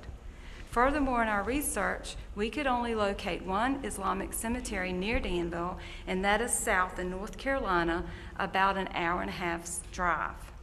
It is our belief that the number of communities with approved Islamic burial grounds are few and far between. Certainly, we understand that Islamics want to care for their deceased Islamic brothers and sisters, no matter their home address. Therefore, we believe the 6-acre tract, if approved for as an Islamic cemetery, would ultimately be the resting place for Islams near and far, not those that solely chose to live in our community. Residential character and designation. We, like many others, have made long-term residential investments in this neighborhood and have made it our home. There are several businesses in the Glenwood community, but the general area in question is residential in nature by its composition and current zoning. We desire to maintain that residential designation. Approval of this permit ultimately changes the composition of that direct area and creates additional hodgepodge and in the overall growth of our community. Following a couple of years of work and development, in 2000, our city finalized its 2020 comprehensive plan. We find ourselves now in the Excuse year me, I'm 2014. sorry. So I don't forget, okay? Yes, sir. You said something a few minutes ago about something could not be enforced. Yes, sir. What was that? It could not be enforced. The only thing that I understand from the Planning Commission meeting, the only thing that can be enforced if a cemetery is designated as religious is that one has to be buried at least 12 inches underground. That's the only thing that can be required. Okay. And how close are you? Because we do have more questions. I'm almost finished. Okay. I'll talk faster. Okay. Following a couple of years of development, in 2000, the city finalized its 2020 comprehensive plan. We are now in the year 2014 of that plan. The plan, quote, represents the city's vision for the future and serves as the most important document for orchestrating growth, end quote. In reference to our area, Glenwood, Planning Area 9, it was noted to be residential in nature, but included, quote, a hodgepodge of land usage, end quote. This is the most important quote from that plan. For comprehensive planning purposes, the City Council and Planning Commission would like to see this corridor take a more urban residential character as opposed to mishmash of use that fails to conform to a cohesive community, end quote. So I'm asking you to stick to what we said we were going to do when it comes to our community and the people who have served that community so long. And I'm just going to skip through so that I'm not too long. There would be woodland loss, it's obvious. There has to be, as I mentioned earlier, the development of roadway. The root system would have to be impacted so that burials could take place, so on and so forth. We are not interested in the extra noise that would be created as a result. We are not interested in having the cemetery in our front and back yards. There would also be additional traffic on Lexington Avenue because it would be required to go through Lexington in order to get to Kingoff. As for all faiths, death does not discriminate by day of the week, so this additional traffic could occur any day of the week for burials. It would not matter. In the packet prepared by the city's Department of Community Development for the January Planning Commission meeting, it was noted that the city defines the character of this vicinity, our area, as residential. We would like to maintain that character. That's the character that the area was when we made our purchases of our land. We also have the same concerns as expressed earlier about property depreciation and also the inability to sell our land. We ask that you please not approve the special use permit that would place a cemetery, a religious cemetery, in our residential neighborhood. This is just not the right location for this cemetery or Excuse any me, cemetery. Ms. Coleman, and I apologize, but I really think we got the gist of what you're saying. Do you have One much last more? comment. Okay. The signatures that I have of the 24 individuals in my neighborhood represent 700 years of service plus, just that one street, to our community. They range from 42 years to 58 years to 61 years, 11 years, 14 years, 27, 33, 58, 89, 70, 33, 25. We are asking you to close your eyes, imaginative, for a moment, and be on your front porch or your back porch, and let me know if you would want this in your backyard or your front yard. We don't. Someplace else is just more appropriate. We ask that you follow the golden rule and do unto others as you would have to be done by you, which is not to put this in our backyard, in our front yard, if you would desire it to be in your own.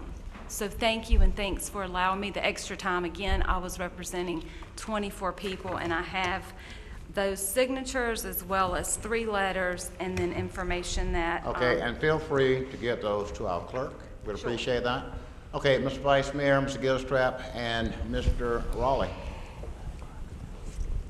What would you like to see in that development? You don't own the property, none of the landowners do, so. A house? He could put a housing development there, sell it. That'd be They'd have to fine. build roads and cut down the trees. So we could. That's It could be residential. rezoned for light industry and put a factory there. And they would have to tear down the trees and build a road. Right, but if we So- follow the comprehensive plan as was put in place for our city, it says that we want to make changes that would create this to be more residential in nature, not a special use request that would put light industrial there. So housing would be appropriate. That's Subdivision with residential. houses and roads and sewers and tearing up the land would be okay. Yes. Another subdivision. On 6 acres of land. 'Cause I drove out there the other day and around there and went down the bypass and drove up Kinghoff and Lexington. And it's pretty peaceful out there right now. It's undeveloped. And as I can understand, they don't plan to develop that as much as, say, a subdivision would. Mr. Vice Mayor, you have more? No, just a comment. Okay, Mr. Gilstrap. I've heard you're at least the second person to say that the properties would decrease in value. Yet I can't find anything that shows that. I can't find any research of where the property's value would decrease. I can't find anything where it would affect the property values at all. So could you share with me why Because it or why the would- neighbors feel that? Because it would put a cemetery in our front and our backyard. No one wants to have that in their front or backyard. And as I mentioned earlier, when the majority of us moved there, there was not an expressway there. So we've already made adjustments in the name of economic development to help our community. So just with that cemetery being there, we just But you believe. don't have any factual reason. The reason I say that, I'm a little skeptical because for years I heard a trail in my backyard will decrease my property value. And I heard for years that a park will decrease my property value. But in fact, they did not.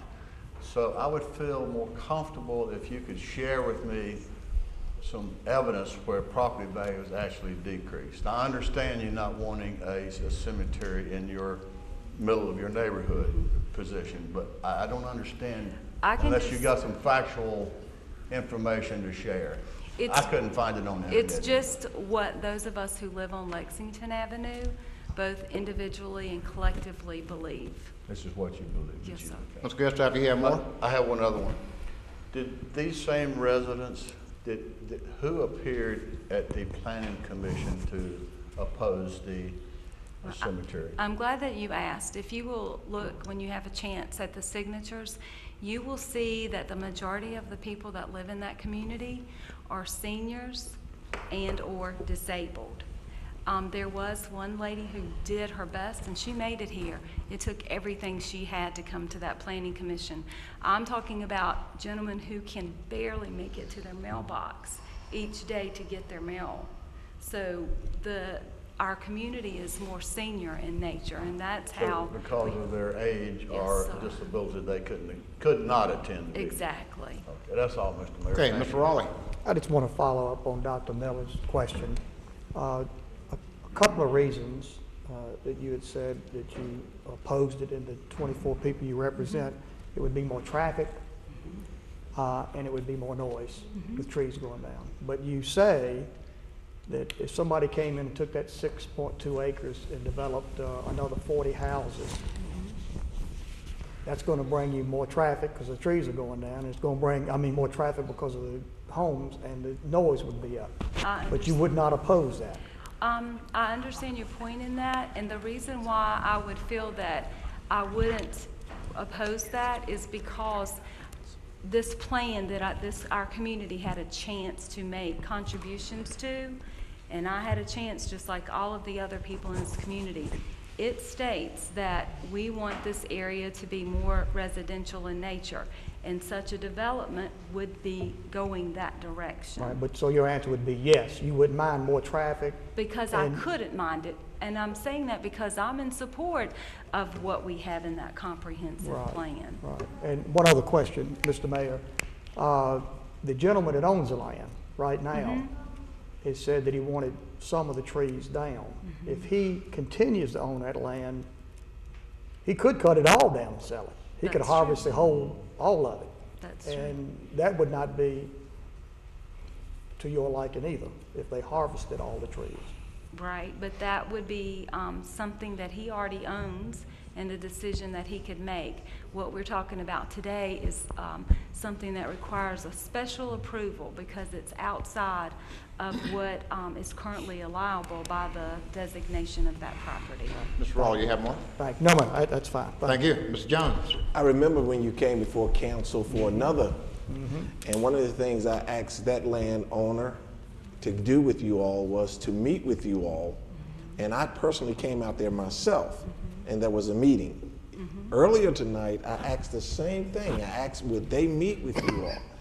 Because some of the same conversations that we're having now was some of the same concerns from that business, and I can quite honestly tell you, I haven't heard anything in regards to how that business brought the property down, because I asked the neighbors, I went door to door, and I said, if there's any problem whatsoever, please let me know. The mayor even told that business owner, give me your word. And we haven't heard anything at all. I know I personally haven't heard anything. They made some changes. As you might recall, for example, they moved the location of some of the very noisy activity that Excuse me for interrupting, but this is the same thing he said he would do. He would be willing to meet with the neighbors. He said the same thing. He would be willing to meet with the neighbors. The same thing I presented back then, I presented it tonight. And all I'm asking is just give him a chance. Thank you, Ms. Mayor. Thank you. Mr. Tomer. Yeah, you've come before us and I've worked with you on several Glenwood areas, so I don't think anyone questions your commitment to your neighborhood. And I thank you for bringing the concerns before council and coming with your prepared statement. And I guess I get back to what Mr. Raleigh and Vice Mayor Miller said, is the traffic and the noise. If somebody bought that and built an apartment complex there, all that would, that would probably be a lot noisier and a lot more traffic than anything that this cemetery would provide. And then I'm not convinced on the property value issue. And I understand if I close my eyes, I may not want a cemetery in my backyard or front yard either, regardless of if it was private or public. So I can understand your sentiments there, but I don't know that it would impact my property value. I don't, because if you look at the homes around Beverstone and GW that go right up to that cemetery, you grill out on their back porch and you're looking at headstones. The development that was just done near Memorial Gardens, So I mean, those are some high-end homes in that area that have high property values. So I don't know that, I don't see any evidence other than concerns that it will impact the property values based on what I see throughout the city. The homes in the Beverstone area along that cemetery, I mean, they're not on the market very long at all, and they sell. And so, you know, I see both sides of the argument. I see your concern about your neighborhood and neighborhood going in a direction that may not be residential. And then I see the other side where you have individuals that wish to have a sanctuary and a place to be buried among their friends, their families, their brothers that are part of their religion. So I understand both sides of it. And I appreciate you coming before us tonight and speaking your concerns. You're definitely an advocate and an asset to the city and to Glenwood, and I appreciate that. Other questions for Ms. Combs? Ms. Gilstrap? Just a comment. I worked with Nancy for years, and I know she's a very open-minded person, and I appreciate that. And I too thank you for what you do for the city. You're welcome. Thank you for listening. Okay, thank you, Ms. Combs. Anyone else? We're still in public hearing. We're still in public hearing. Yes, ma'am. Your name, please. Mr. Mayor, Council, thank you for giving us this opportunity. I didn't really come here to say anything tonight because my husband's already been up here. That's my better half back there, Woody McCain. And Mr. Vogel, in response to your question for him, he doesn't hear really well sometimes, but your question about the livestock thing that he was talking about was that he preferred not to see anything there right now. And I remember many, many years ago when that came up, I actually remember his mother discussing it at the time with some of the neighbors that were, you know, were there and about. And having said that, I've tried to communicate with all of you by phone, or possibly was able to catch a couple of you. Money's not everything. That isn't the problem here. I'm seeing this. We all have that. The old eagle flies every day. They print money every day. Some more at other places than others, and we all know that. And I feel comfortable saying that probably all of you reside in really nice homes, as do we, and the homes on Lexington are as nice to those people who purchased those a long time ago when they had to work really hard to meet their mortgage payments and to plan their community and their family and their children. Now, I don't even personally know this lady who spoke before, but I do know that there are a lot of senior residents in that community, from my husband having been raised there and from my visiting for many years. And they cannot get out to meetings like this, but they have a voice. They have their families and they have their dreams. And what I'm hearing here is two different sides, because there are. We welcome all of you guys. We know that you want to take care of your own, just like we want to take care of our own. But I am here to say I am opposed to putting that cemetery there. I am opposed to it, 100%. It is a nice lot. The way it came out with Mr. Evans having to break his property up, I understand what happened there. But Mr. Evans is going to get dollars in his pocket for those trees, no matter whether they're cut or not. That's beside the point. That's going to happen. Why can't you entertain the fact of the city putting some kind of a nature preserve there, or something to help the young people that are going to be building up in that community, and get away from this cemetery thing? I don't care what you say. I mean, and meaning no disregard to these people, nobody wants to look out their window and see a cemetery. I don't care if it has a stone on it or not. We all know everybody's going to pass from this earth one day. And the way you do it and meet your maker is, there are just lots of different ways to do that. But I do not think that cemetery belongs in that neighborhood. I grew up down there too, not in that particular area, but I think it is dead wrong. And I would really like for every one of you to take a look at both sides of this issue and vote your conscience and vote your heart. And ask yourself, if it was you, your family, if you're young raising a family, if you're older, you've already got your family going, you've got your children playing in the neighborhood, would you want a cemetery that close in your neighborhood when there are other options. And there are other options. And you guys are all smart enough to entertain that and pass it along to this group and help them do something else. Thank you very much. Thank you. Anyone else wish to speak?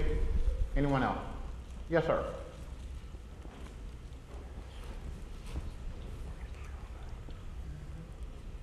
Cecil Bridgeforth, pastor of the Shallow Baptist Church in El Magro, and I support my Muslim brethren.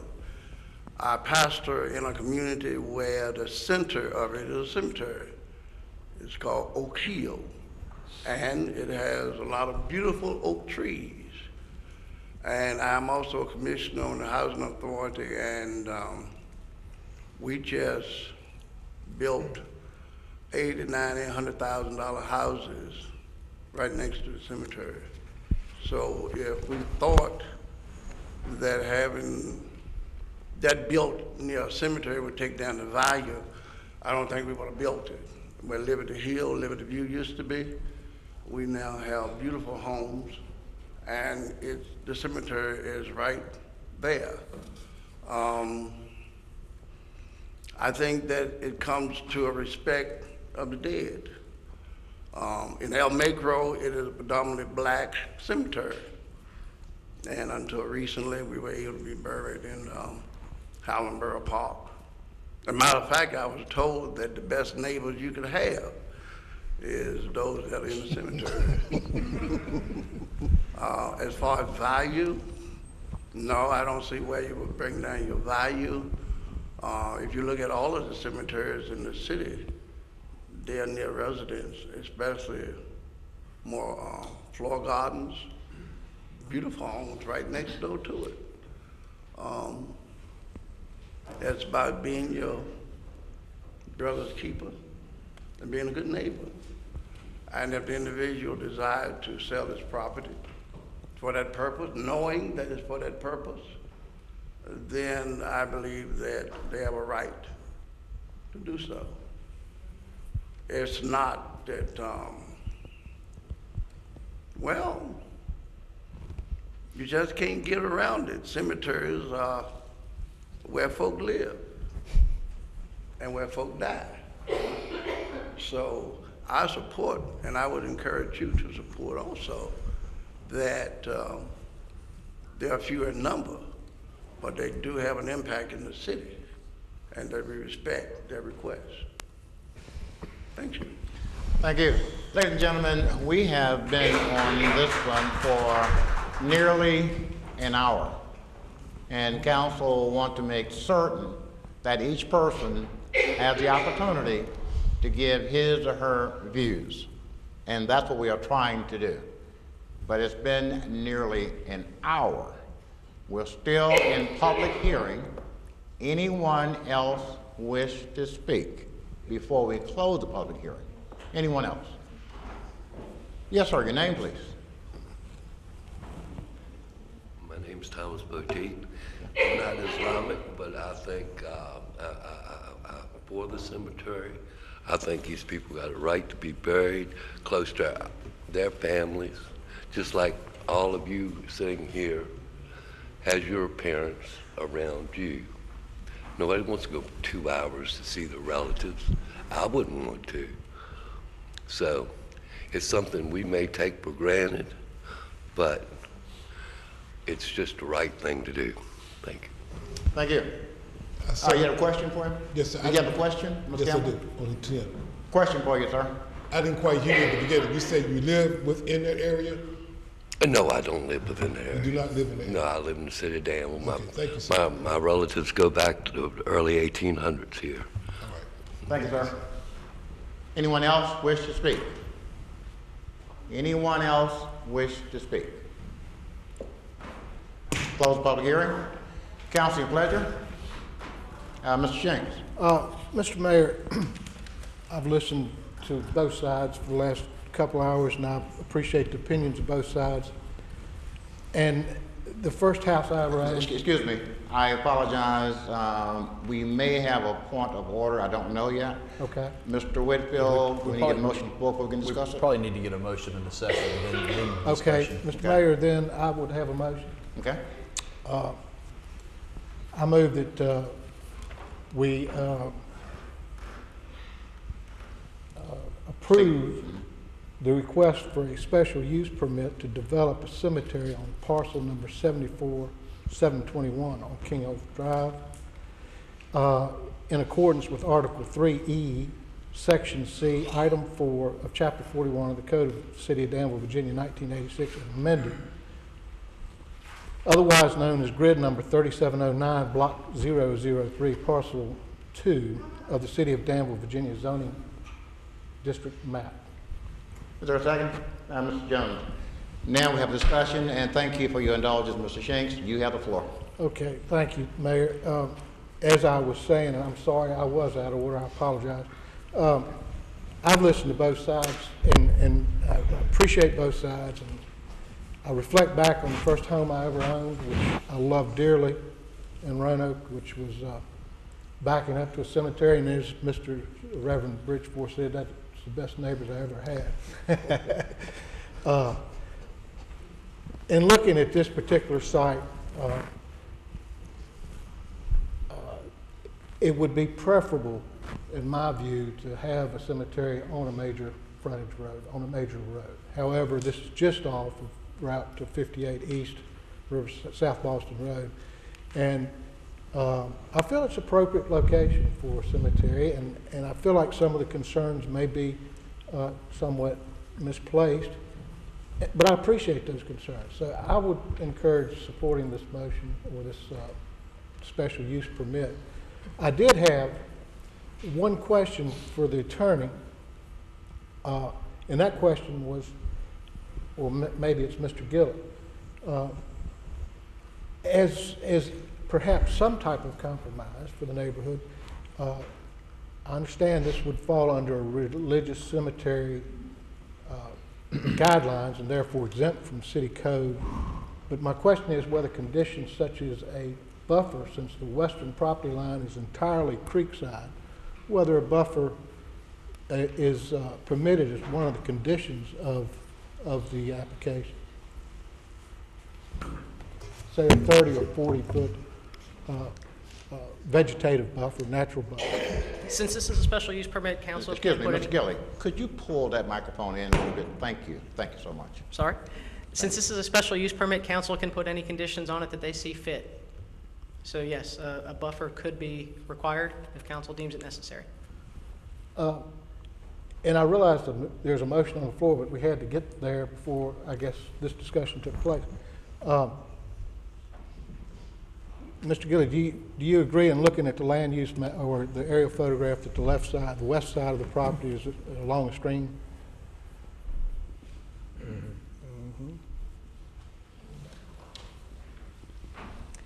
There is a small stream course that travels along the western property line as well as the northern property line. It's almost the full length of the western property line. Yes, approximately. I throw that out. I've made a motion and it's been properly seconded. I would be interested if anyone else has any thoughts on that, but I'll leave it at that. Yeah, I don't disagree with Mr. Shanks. It's just going to be that's a long buffer. You're talking about six acres? Well, and one of the concerns I have is with regard to graves being placed right up against the creek anyway. Oh, yeah, but I was talking about for him to have to plant a vegetation. No, the vegetation, that's a natural vegetation. Oh, natural. So you would just proffer where the burial would have to be 30 feet from 30 or 40, whatever Mr. Gilley would suggest if he has a recommendation. I have not suggested anything. Again, it's exempt from a lot of regulations, so as a staff, we didn't recommend anything like that. Yes, sir. And just to get both questions, Sure, I have one other question. Sure. With regard to once this special use permit is passed, we relinquish control with regard to depth of graves and caskets and things like that. Is that correct? That is correct. Unless it's part of the condition of the application. Unless it's part of the conditions. They are exempt under state regulations, and because of the Dillon rule, the city cannot apply conditions that are more restrictive than those permitted by the state. So we've been very, very cautious in recommending anything because the state gives them kind of carte blanche. And the reason I bring that up now is because the option the city has is to either deny the request or make the request more comfortable, if the city wants to do that. That's correct. Is that correct? Yes, sir. So once we vote yes or no, we relinquish that control. That's correct. Thank you. Okay, Mr. Jones, was your hand up? No. Okay, and Mr. Vogler, was yours? Yeah, but not for, I don't know if we're Okay. still asking. Mr. Tomer, you have more? No, I was just going to get back to what he said about the Dillon rule. If we put restrictions that are more strict than what state code allows, I don't think that would be permissible, one, and then we would be making an exception for this private burial ground that others, private burial grounds don't have to adhere to, and I would think that would potentially be unfair. Is that in response to Mr. Shanks or a question from Mr. Gilly? Yeah, that's well, we can't proffer that, can we, to say that you have to? You could condition it because council can put conditions on a special use permit.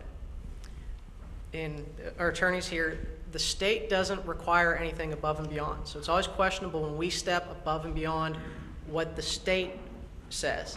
Now, the applicants are here, and they may be more than willing to agree to that. I cannot speak for the applicants, and that's a point of order question that I can't answer that would have to.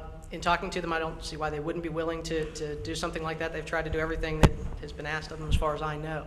But as a staff, with the way the regulations are under the state, we haven't wanted to try to stretch out too much because the state doesn't give, we feel the state doesn't give us that authority. Other question from Mr. Gilly. Mr. Vice Mayor? Is there a point of order? Did you make an amendment? No, I made an original motion, and during discussion, I suggested those were options that any of us could consider as an amended motion. Mr. Gilstrap? Mr. Gilly, I've heard residents say that there's a petition 24, and a lot of the reason they didn't attend the planning commission meeting was because they were either elderly or disabled. We do mail out surveys to everyone, and I think I read that you had mailed out 9 immediate property owners, and you only had 3 returned? That is correct. Okay. And all 3 of those were negative? Opposed to it? Yes. The 3 were opposed. Wilson, Harris, and Weatherford. But they had an opportunity. They could have mailed their Yes. opinion in. Mm-hmm. We provide self-addressed stamped envelopes so that they can just check off the box and send it back to us. Doesn't cost them a thing. Other question, Mr. Gilly? Thank you, sir. Well, I have a Okay, question motion on the floor, properly second, further discussion, Mr. Tomer. Am I first for further discussion? I was gonna, but it's fine.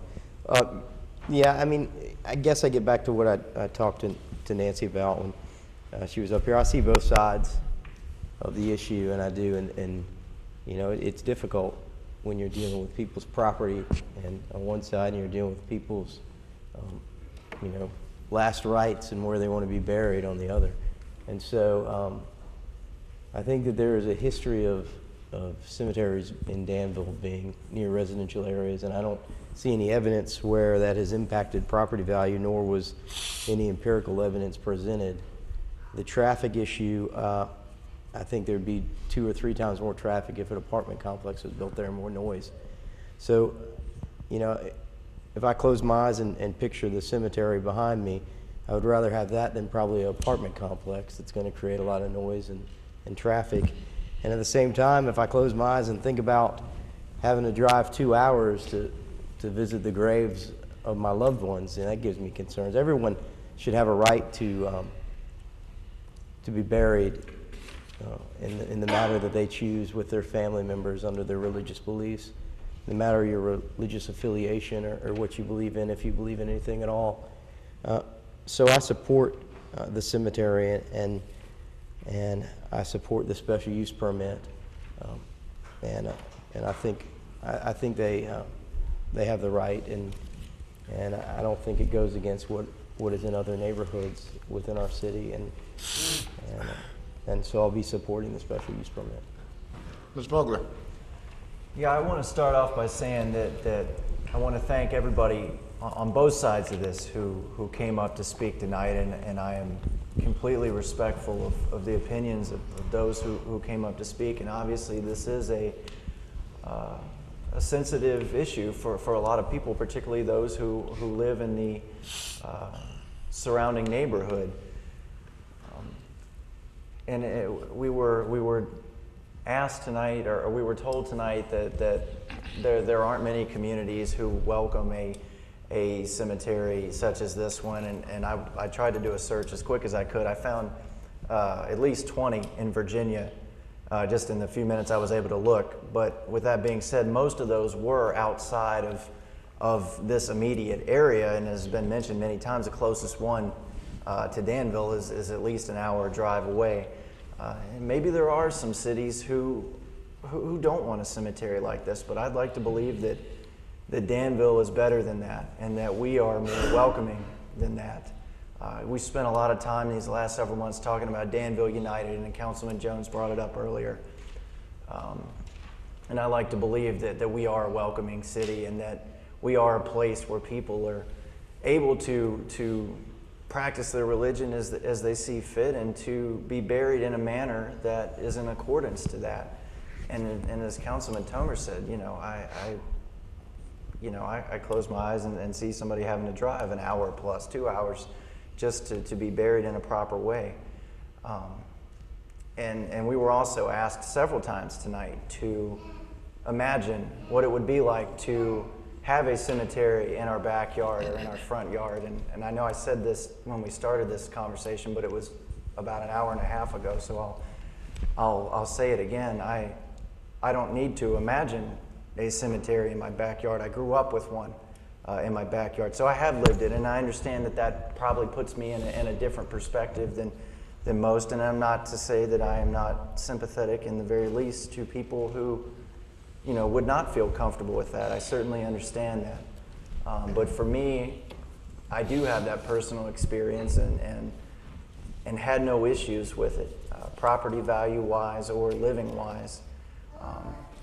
With that being said, the gentleman who hopes to bring this forward and to make this happen has given us his word tonight that he will have that communication with the neighbors, and that he will adhere to the city law of what other cemeteries do. And I hope that we can take you at your word on that, and I trust you to do so, and that I hope that will be the case. And I will be supporting this. As I said earlier, I did listen very carefully and gave a great deal of thought to everything that was said tonight. But at the end of it, I come back to the same feeling that I had when we started this conversation. So I will be supporting this, Mr. Mayor. Thank you. We have a motion on the floor, properly second.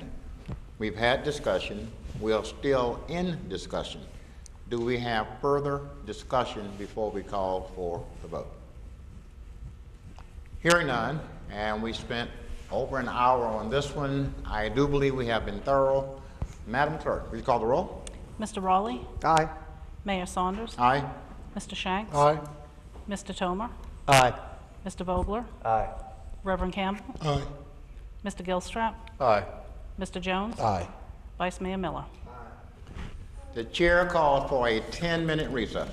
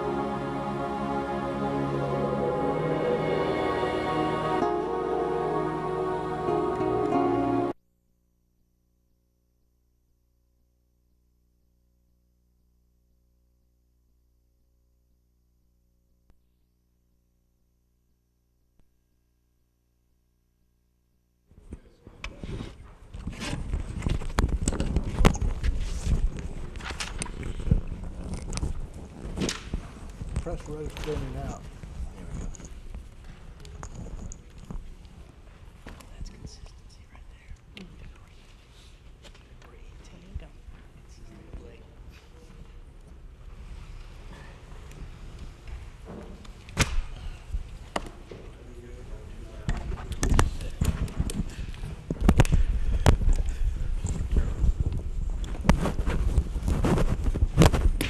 We are now back in session. Consideration of request to rezone 754 Patton Street from neighborhood commercial to central business commercial. I open the public hearing. Anyone wish to speak? Anyone wish to speak? Close the public hearing. Council, your pleasure. Mr. Campbell. Mr. Mayor, I move for adoption ordinance rezoning from NC neighborhood commercial to CB commercial, central business commercial, 754 Paxton Street. There a second? Mr. Shanks. Discussion on the motion. Madam Clerk. Mayor Saunders? Yes. Mr. Shanks? Yes. Mr. Tomer? Yes. Mr. Vogler? Yes. Reverend Campbell? Aye. Mr. Gilstrap? Aye. Mr. Jones? Aye. Vice Mayor Miller? Mr. Raleigh? Aye. Consideration of amending the year 2020 land use plan and rezoning 608 Upper Street and parcel ID number 26499 on Poplar Street from Old Town Residential to multi-family residential to develop a multi-family housing complex. Open the public hearing. Anyone wish to speak? Yes, sir. Your familiar name, please. Gary Watson, I'm with the Housing Authority. Good evening to everybody. Good evening. I'm here actually to talk about both number E and number F on the agendas. They're part of the same project. What our intent is there to take two existing buildings that are vacant and continuing to deteriorate. And if something's not done, they'll just continue to get worse. The plan is to put 15 rental units in those buildings. 5 will be dedicated to veterans. 4 will be dedicated to handicapped. 4 will be just kind of regular low income, and 2 will be market rate. The Housing Authority plans to put project-based vouchers there in order to help subsidize the rents of these people that would have those kind of needs. And so I would welcome any questions that you might have about that I could answer about the project. Mr. Shanks. I'm sorry, I was a little slow at listening. Could you repeat the dedicated statement that you just made? Yes, sir. 5 units will be dedicated to veterans. 4 will be dedicated to handicapped persons. 4 will be regular, kind of low-income units, and 2 will be market rate for a total of 15 units. Oh, okay. When you say dedicated, do you mean positively dedicated? Well, if there's somebody on the waiting list that needs it, now, if somebody, if we couldn't find somebody that needed that unit, we're not going to let it sit there and be vacant for months and months. But we feel that there's enough people, and we've done some research on that we should have those units filled. Thank you. With those dedications. Thank you, Mayor. Other questions? When you say veterans, I take it those who are honorably discharged? Honorably? I believe so, yes. These would be people that we would be working, should have kind of talked about this. We would have memorandums of understanding with some of the veteran groups here in town, and they would actually probably be supplying some of the names of people who would be in need. So I kind of assume if they're working with them, it would have been honorably discharged. Other questions? Thank you, sir. Thank you. Anyone else wish to speak? Close the public hearing. Council, your pleasure. Council, your pleasure. Mr. Raleigh.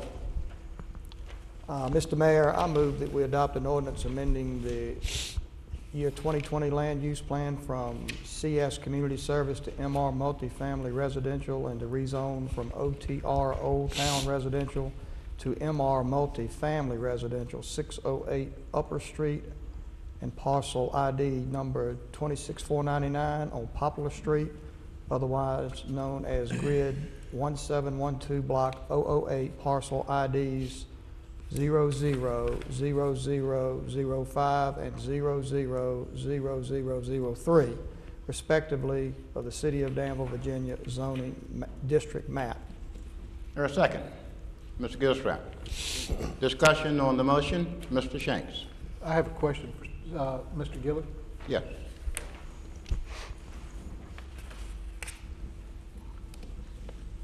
Can you, Mr. Gilly, thank you. Can you walk us through how we get out of spot zoning here? There are a couple ways. One, not all spot zoning, as our attorney will say, is illegal. If it's determined it serves a legitimate governmental interest, then spot zoning can be legal. Community interest. Community interest, excuse me, not governmental interest, community interest. You say it so much better than I do. Two, in the immediate area, we have other zoning districts that allow for multifamily, while they're not the actual same multifamily. I'm sorry, that allow for what? That allow for that type of use. They're not the same zoning district, but they do allow for that type of use. I'm sorry, they allow multifamily use? The central business district, which is in the immediate area, you have some other areas that allow for it. Now, the land use plan itself calls for a mixture of it, but there is some zoning in that area in the central business that allows for a multifamily type housing, which was within the immediate area. So in our opinion, there were a couple different ways that you could not consider this spot zoning, but that's a call for council to make, not necessarily staff. Refresh my memory, this particular one is of the vacated church, or the other, this particular one on the agenda? This is the case that was the Head Start office, right? Right. Mm-hmm. Yeah, it was a church years ago and then became Head Start for, I'm guessing, probably 15, 20 years, if not longer than that. Thank you. Further discussion? Okay, I have a question, Ms. Gilley, and this question may be for Mr. Watson. I'm not sure. We'll know in just a minute. During the work session, we talked about this project, and I got the impression that some things were still in negotiation, and I guess a final decision could be made sometime in March or whatever that is. And one question I raised about the purchase price of the building, and that gave me the impression that it was still in negotiations. So I guess my question is, has all the negotiation been resolved, or is that still ongoing, or is that for Mr. Watson? That is a question for Mr. Yes, sir. Watson. Mr. Watson, come back, please. Thank you, Ms. Gilley. Sure. You understand the question, sir? Not exactly. What part of the negotiations? During the work session, there were some questions that were raised, and I asked one in particular about the purchase price of the church, and the response was it had not been released yet, and that certain things had to take place before this deal is final. So my question to you is, with regard, talk about the 0.99% to 99.1%, so on and so forth. Has all that been resolved? Well, there's no negotiations left with the purchase offer. That's been settled and signed and agreed upon by all parties. Okay, so we have the church, and then we have another separate building boarded up, okay? And I think you're looking at, the church, 2 more units, and then if you go further toward High Street, down Florida toward High Street, there are several other properties on the right-hand side that's also boarded up. Is that part of your long-term plan to revitalize those buildings as well? Those units have not been discussed as part of this project. No, sir. Could that be a possibility under your organization? It could be a possibility under the Housing Authority looking at that in the future, yes. Okay, thank you. Other questions? Thank you, sir. Madam Clerk. Mr. Shanks? No. Mr. Tomer? Aye.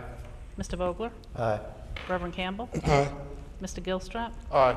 Mr. Jones? Mr. Mayor, I, Alonzo L. Jones, do hereby state that I have a conflict of interest regarding the consideration of a request to amend the 2020 land use plan and rezone 608 Upper Street and parcel ID number 26499 on Poplar Street from Old Town Residential to multifamily residential to develop a multifamily housing complex listed on the agenda as new business item E. Therefore, pursuant to the State and Local Government Conflict of Interest Act, Virginia Code 2.2-3112, I must abstain from voting on this agenda item.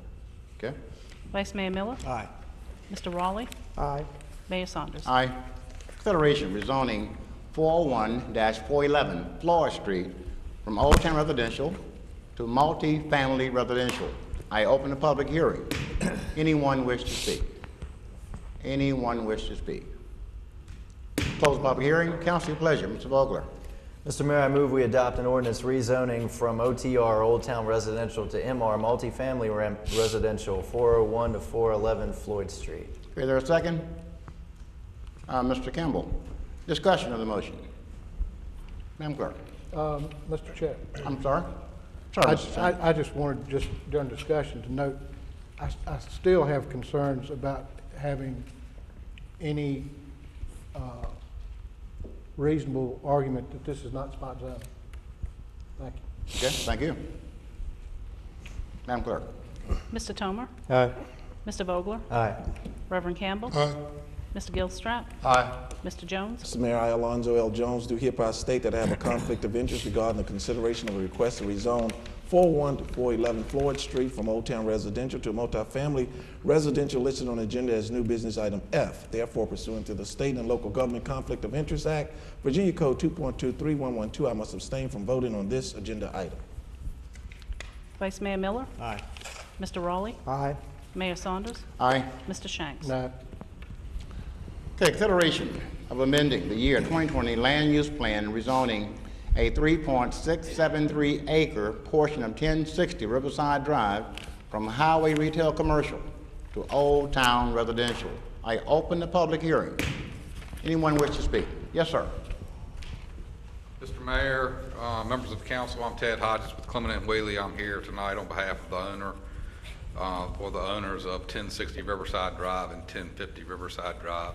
1060 Riverside Drive, as you may know, is what used to be the Lighting Center building, and 1050 Riverside Drive is where the Philly cheesesteak currently is, used to be the Rax Restaurant. I hope this is a relatively straightforward process. I'm speaking both on agenda items G and H. It's essentially a reconfiguration of this property for potential future development of the property where the lighting center is.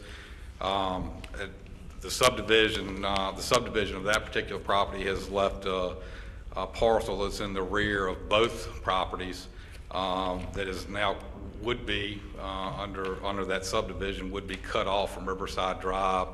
Thus, it would need to be downzoned to match the surrounding properties at the back, which is residential. And then the other item H is essentially moving the lines between the Lighting Center building and the Rax Restaurant building. And it basically moves the line over toward the Rax building, which is closer than the 20-foot setback that would be required. And I think it's, as drawn, it would be 12 feet, but the Planning Commission, I think, put a condition there that could not be less than 10 feet. I hope I'm not being presumptuous and thinking that that's relatively straightforward, but I'm glad to answer any questions that the mayor or council may have. Mr. Vice Mayor? I'm a little confused. I don't see Mr. Gilly. If we look what was provided, the shaded area goes all the way down to Riverside Drive. Excuse me, Mr. Vice Mayor, I would prefer that Mr. Gilly respond after we finish public hearing. Well, I don't know who to ask. Well, you want to try Mr. Hodges and see if you know? What are you asking to rezone? Just the 3.637 Correct. acres in the back of the property, not what's on Riverside Drive? Correct. I guess there's two things here on the agenda. The first one, G, is actually the rezoning of the 3.673 acres that's in the back. So it's behind both the Rax Restaurant and the Lighting Center property. That's what you want for the subdivision? Yes, sir, correct. And then the other part is a special use permit. It's basically a variance between. If I could stop you, sir. Yes, sir. Just for a point of order, okay? Yes, sir. Mr. Attorney, can we talk about H before we actually call for a motion on that? Probably better to do the two hearings separate, but I mean, they're so closely connected. As long as you call for a public hearing and give the public the opportunity to discuss H, it's probably okay. Okay. And I'm glad to return, Mayor, if you prefer, but that's essentially what the next item is to move the line between the Rax building and the Lighting Center building. That's the area I think that's probably highlighted. Both of them are highlighted on some of these drawings. That's what's confusing me, at least, as one property. If you look at some of our things here. But you just want the top part, the 3.67 for residential. Yes, sir. That's correct. That's the part that's in the back to be zoned Even that hilly residential. area, so they plan to put extend the subdivision above or add a subdivision in that area, or is there any I plans? think really the problem is that I think the potential use for this property, that area in the back is, I think it's a steep incline, and Right. basically the property is probably not usable. Well, that's what I thought. I went out there, I don't know how you're going to build anything out there. Right, and I think the issue is that what happens is that when the lighting center property starts at Riverside Drive and wraps around behind the Rax building. Right. I think the potential use for the property, they would not have a use of the property that's in the rear that's steep. They don't want it. And so I think the situation we have is we're subdividing it, and by subdividing it, we're cutting it off from Riverside Drive, which means that it no longer qualifies, at least my understanding, it no longer qualifies for HRC. So we basically have to rezone it to match the properties in the back. Behind it, okay. So Right. you don't really intend to put something there, because I was out there and I mean, it's steep. Right, I don't think, as far as I know, there's no plans to do anything with regard to the remainder of that parcel that would be downzoned. Thank you. Thank you. Other question, Mr. Hodges? Thank you, sir. Thank you, Mayor. Anyone else wish to speak? Close the public hearing. Council, your pleasure. Ms. Vogler. Yeah, I guess this question would be for Ken then. Just No, excuse me. I want to get the motion on the floor Oh, I'm first sorry. for discussion. I'll go ahead and do it. Okay, thank you. Mr. Mayor, I move we adopt an ordinance amending the year 2020 land use plan from regional service to urban single-family residential and rezoning from HRC, highway, retail, commercial to OTR, Old Town Residential, 3.673 acres, 1060 Riverside Drive. Okay, there a second? Mr. Campbell. Discussion the motion. Now, Mr. Vice Mayor and Mr. Gilley.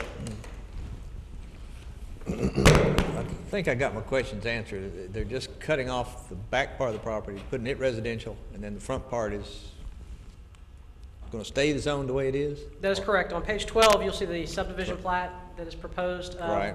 Our mapping system, we notify within 300 feet. Since both requests were so closely tied together, that's why the parcels are actually all shaded in gray. We felt it was easier to cover both and make sure that we covered more area in the rezoning, just to let people know. But if you follow that on page 12, the section is listed as Right, I B3 see is the actual that. area to be rezoned. Thank you. Okay, Mr. Vogler. Yeah, I think I got the answer already too, but just to clarify for me and I guess everybody, then Philly cheesesteak that's there now, this is really not going to affect their business whatsoever, I mean, this isn't doing anything to their business. It does absolutely nothing to the businesses that are there. The case that's coming up actually will help clear up just some property line issues. The rezoning, it's an odd case that they're actually downzoning property.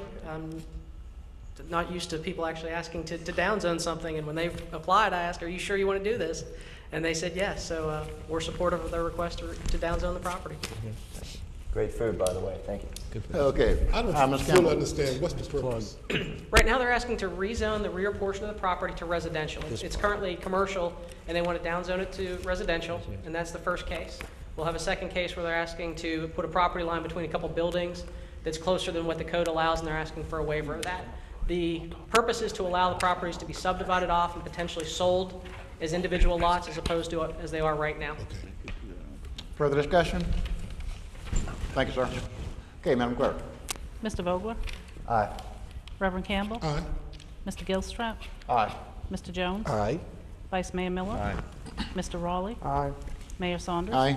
Mr. Shanks? Mayor, I have a statement. I, Fredo Shanks III, do hereby state that I have a conflict of interest regarding consideration of request to amend the 2020 land use plan and rezone 3.673 acres, being a portion of 1060 Riverside Drive from highway retail commercial to Old Town residential, listed as agenda item new business G. Therefore, pursuant to the state and local conflict of interest Act, Virginia Code 2.2-3112, I must abstain from voting on this matter. Mr. Tomer? Aye.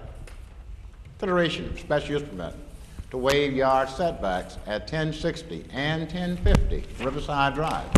An open public hearing. Anyone wish to speak? Anyone wish to speak? Close public hearing. Council, your pleasure. Mr. Campbell. Mr. Mayor, I move for adoption of ordinance granting a special use permit to waive the yard setback in accordance with Article 3.M, Section C, Item 21 of the Code of the City of Danville, Virginia, 1986, as amended at 1060 Riverside Drive, otherwise known as Grid 1708, Block 009, Parcel 000058, and 1050 Riverside Drive, otherwise known as Grid 1708, Block 009, Parcel 00057 of the City of Danville, Virginia zoning district map. Okay, there a second? Mr. Vogler, discussion on the motion. Madam Clerk. Reverend Campbell. Aye. Mr. Gilstrap. Aye. Mr. Jones. Aye. Vice Mayor Miller. Aye. Mr. Raleigh. Aye. Mayor Saunders. Aye. Mr. Shanks. Mayor, likewise, with regard to the special use permit to waive yard setbacks at 1060 and 1050 Riverside Drive, listed as item, new business item H. For similar reasons, I was abstained from vote. Mr. Tomer. Aye. Mr. Vogler. Aye. Communication, Mr. King. I'd like to say thank you to our employees for the great job on the snow removal. The Public Works Department was most obvious out there, but there are many other departments involved. Heard our dispatchers and our call center received in 24 hours about half of the number of calls they normally get in a full month.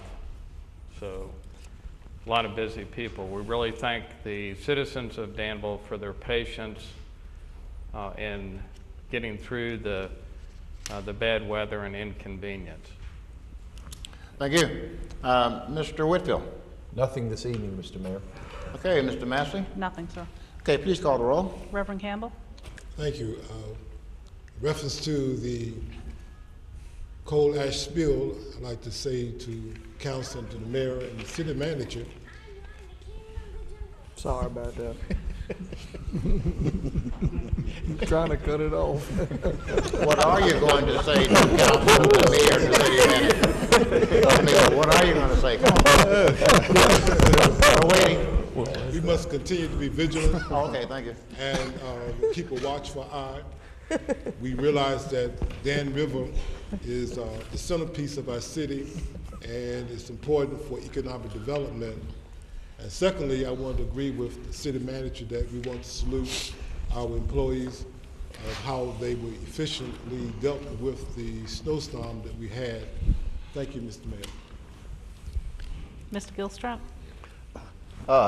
Yes, I would certainly like to thank all the citizens for participation tonight. I think it was very healthy, a difficult decision, and it was good to hear both sides of the issue, and I appreciate their involvement.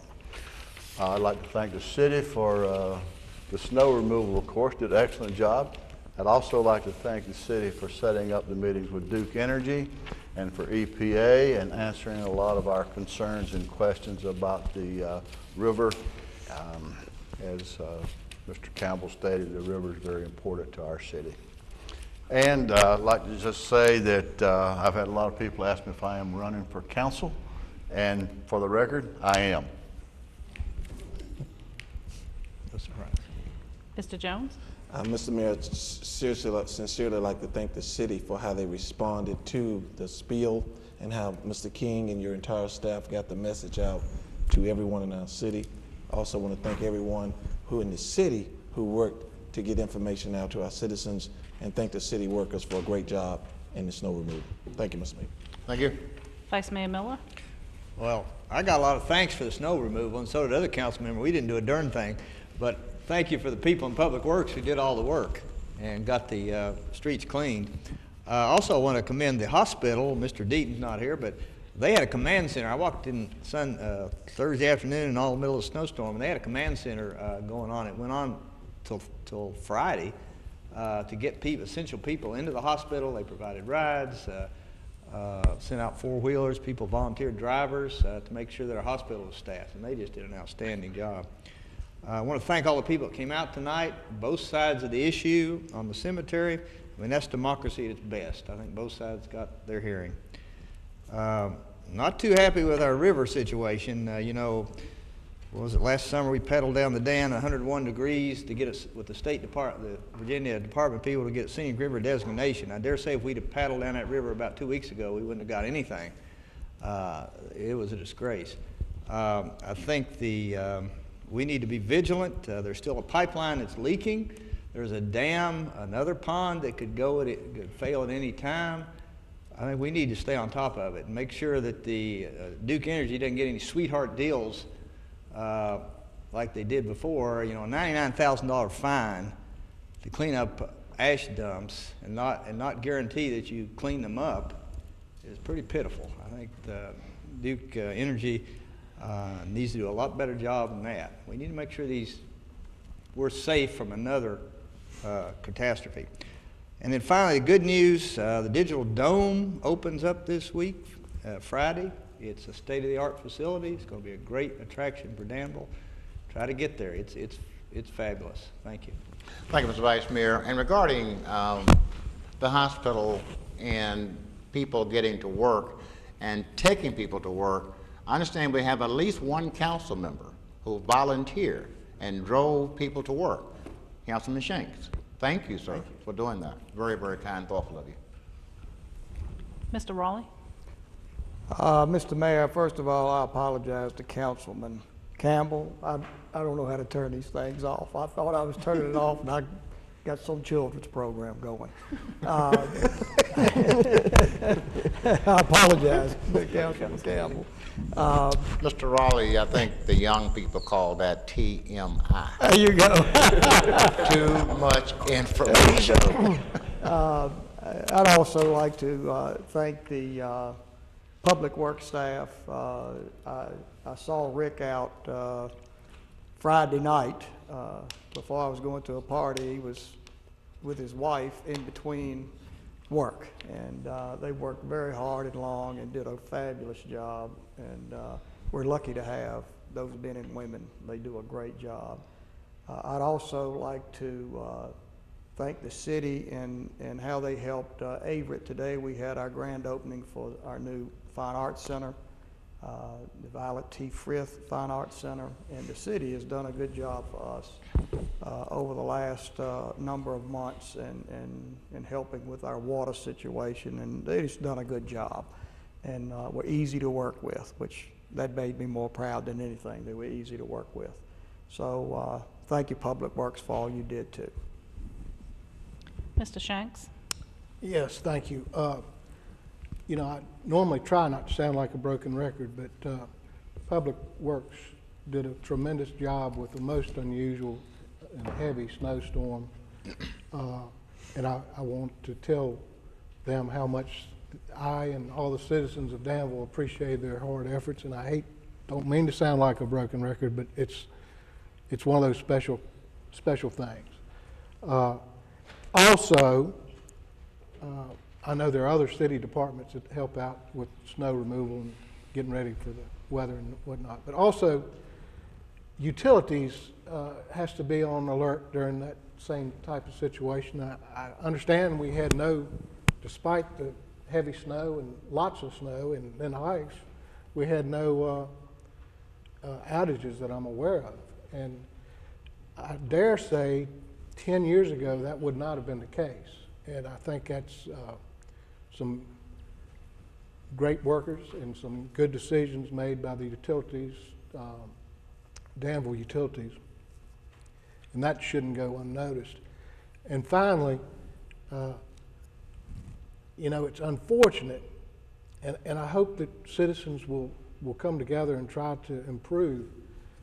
You know, Danville Water Department, part of Danville Public Utilities, did a tremendous job of keeping our water in line with the safe drinking standards set by not only the state of Virginia, but also by the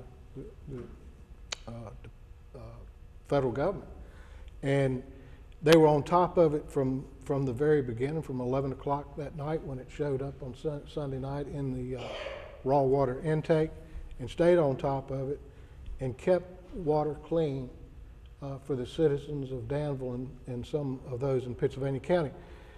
that's so important to realize that they were able to handle that with very little notice. And I wish, as part of what we've seen here, we can be more, we as citizens can be more,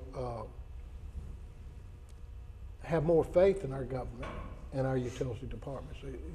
The rumors were rampant about the water system and the water product. And there was so much misinformation, it was just sad. And I wish that we could be, as a community, more positive about the things that we do well here, and more trusting of our Danville utilities and city government. Thank you. Thank you. Mr. Tomer? Nothing this evening, thank you. Mr. Vogler? Yeah, I too want to thank all the city employees who were involved in the response to the, as Councilman Shanks pointed out, a rather large and unusual winter storm that we had. And I'll give a quick example real quick of the great work that they did. I had a lady who called me. This was early Saturday afternoon, and she lived on a rather, I want to say, obscure street. Lived in the city, but a street that was, you know, way down into a neighborhood, not one of the main roads. And she said, I've still got a lot of snow on my street. She said, I'm 5 months pregnant. My car is 2 blocks from where it's been, you know, when the snow really hit. And I think we all know how big of a storm this was. She said, can you help? And I said, well, I'll try to get in touch with Rick Drazinovich. And I was able to get a hold of him and told Rick what had happened. And long story short, I think 30 minutes later, the lady had called me back and said that a truck had come down and cleared it within half an hour of Rick being notified of it. So again, our city employees, Public Works, everybody did a fantastic job in response to this. And with 730 plus miles, I think, of streets they had to cover, you know, they worked around the clock and did a great job. So that they have the entire public's utmost respect, I'm sure. And closing, I just want to say GW 85, Bassett 67. Congratulations to our boys basketball team that won tonight. They will be playing again at home on Thursday, and I hope to be there to cheer them on, and hope some of you all will be there also. I know I see Councilman Jones there a lot. So congratulations to our GW boys team, and I think the girls team won tonight too. So congratulations to them both, and would love to see the city really come out and support our city's high school, GW. And they're having a great season, both of them, so congratulations. Thank you. Thank you. Mayor Saunders?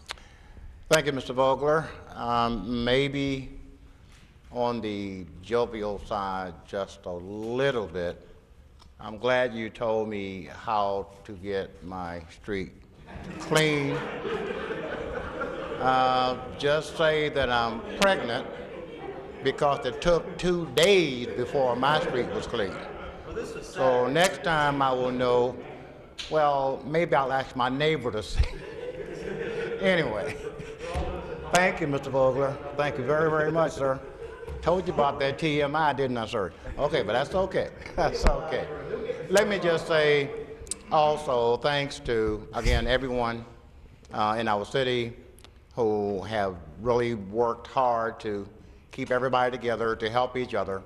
I can't say enough about this council. This council really works well together with all the crises that we've had with the water issue, the snow, and everything else. This council worked well together. And regarding the ash spill, the public hearing, council members were here, getting the information, asking the question, making sure that our citizens are safe. I appreciate that. To our city employees, everyone, all the 1,100 plus, thank you so very, very much. Oftentimes, we identify 1 or 2 specific departments, but those departments could not do what they do without the support of other departments, of other employees in the city. And thank you so very, very much.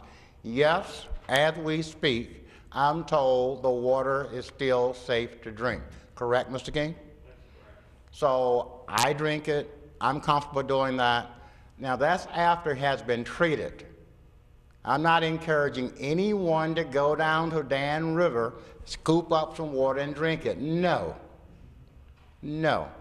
only treated water. At one point, we had over 15 people in this room answering our question, addressing our concerns, who did not live here. People from the state and federal government. On any given day, you will see someone in this city, and these people do not live here, in this city testing our water to make sure that we are safe to drink the treated water. Treated water is safe to drink, okay? So we are following up with Duke. Duke has said it will be responsible, it will be accountable. We expect them to keep their commitment. We have a lot of support in this city. I remind us, Governor Terry McAuliffe called me personally and pledged his support and all of the state resources. He talks to the governor of North Carolina on a regular basis. Again, Attorney General Mark Herron called personally and pledged his support. And the list goes on and on and on. The EPA administrator called me personally, pledging his support. So we have a lot of people supporting us. And the governor is sending people to Danville regularly to check, to make sure that we are safe. They're following up on Duke's promises and their progress, and they will be with us until this project is over. We hope to be better because of this, even more safe because of this, and I certainly hope that we prosper from lessons learned, because we are learning many lessons, okay? So I thank you for your patience. I thank you for understanding, and to council, thank you so much for staying on top of this and making sure that our people and this region, that we are safe in drinking the treated water. Thank you. Meeting adjourned.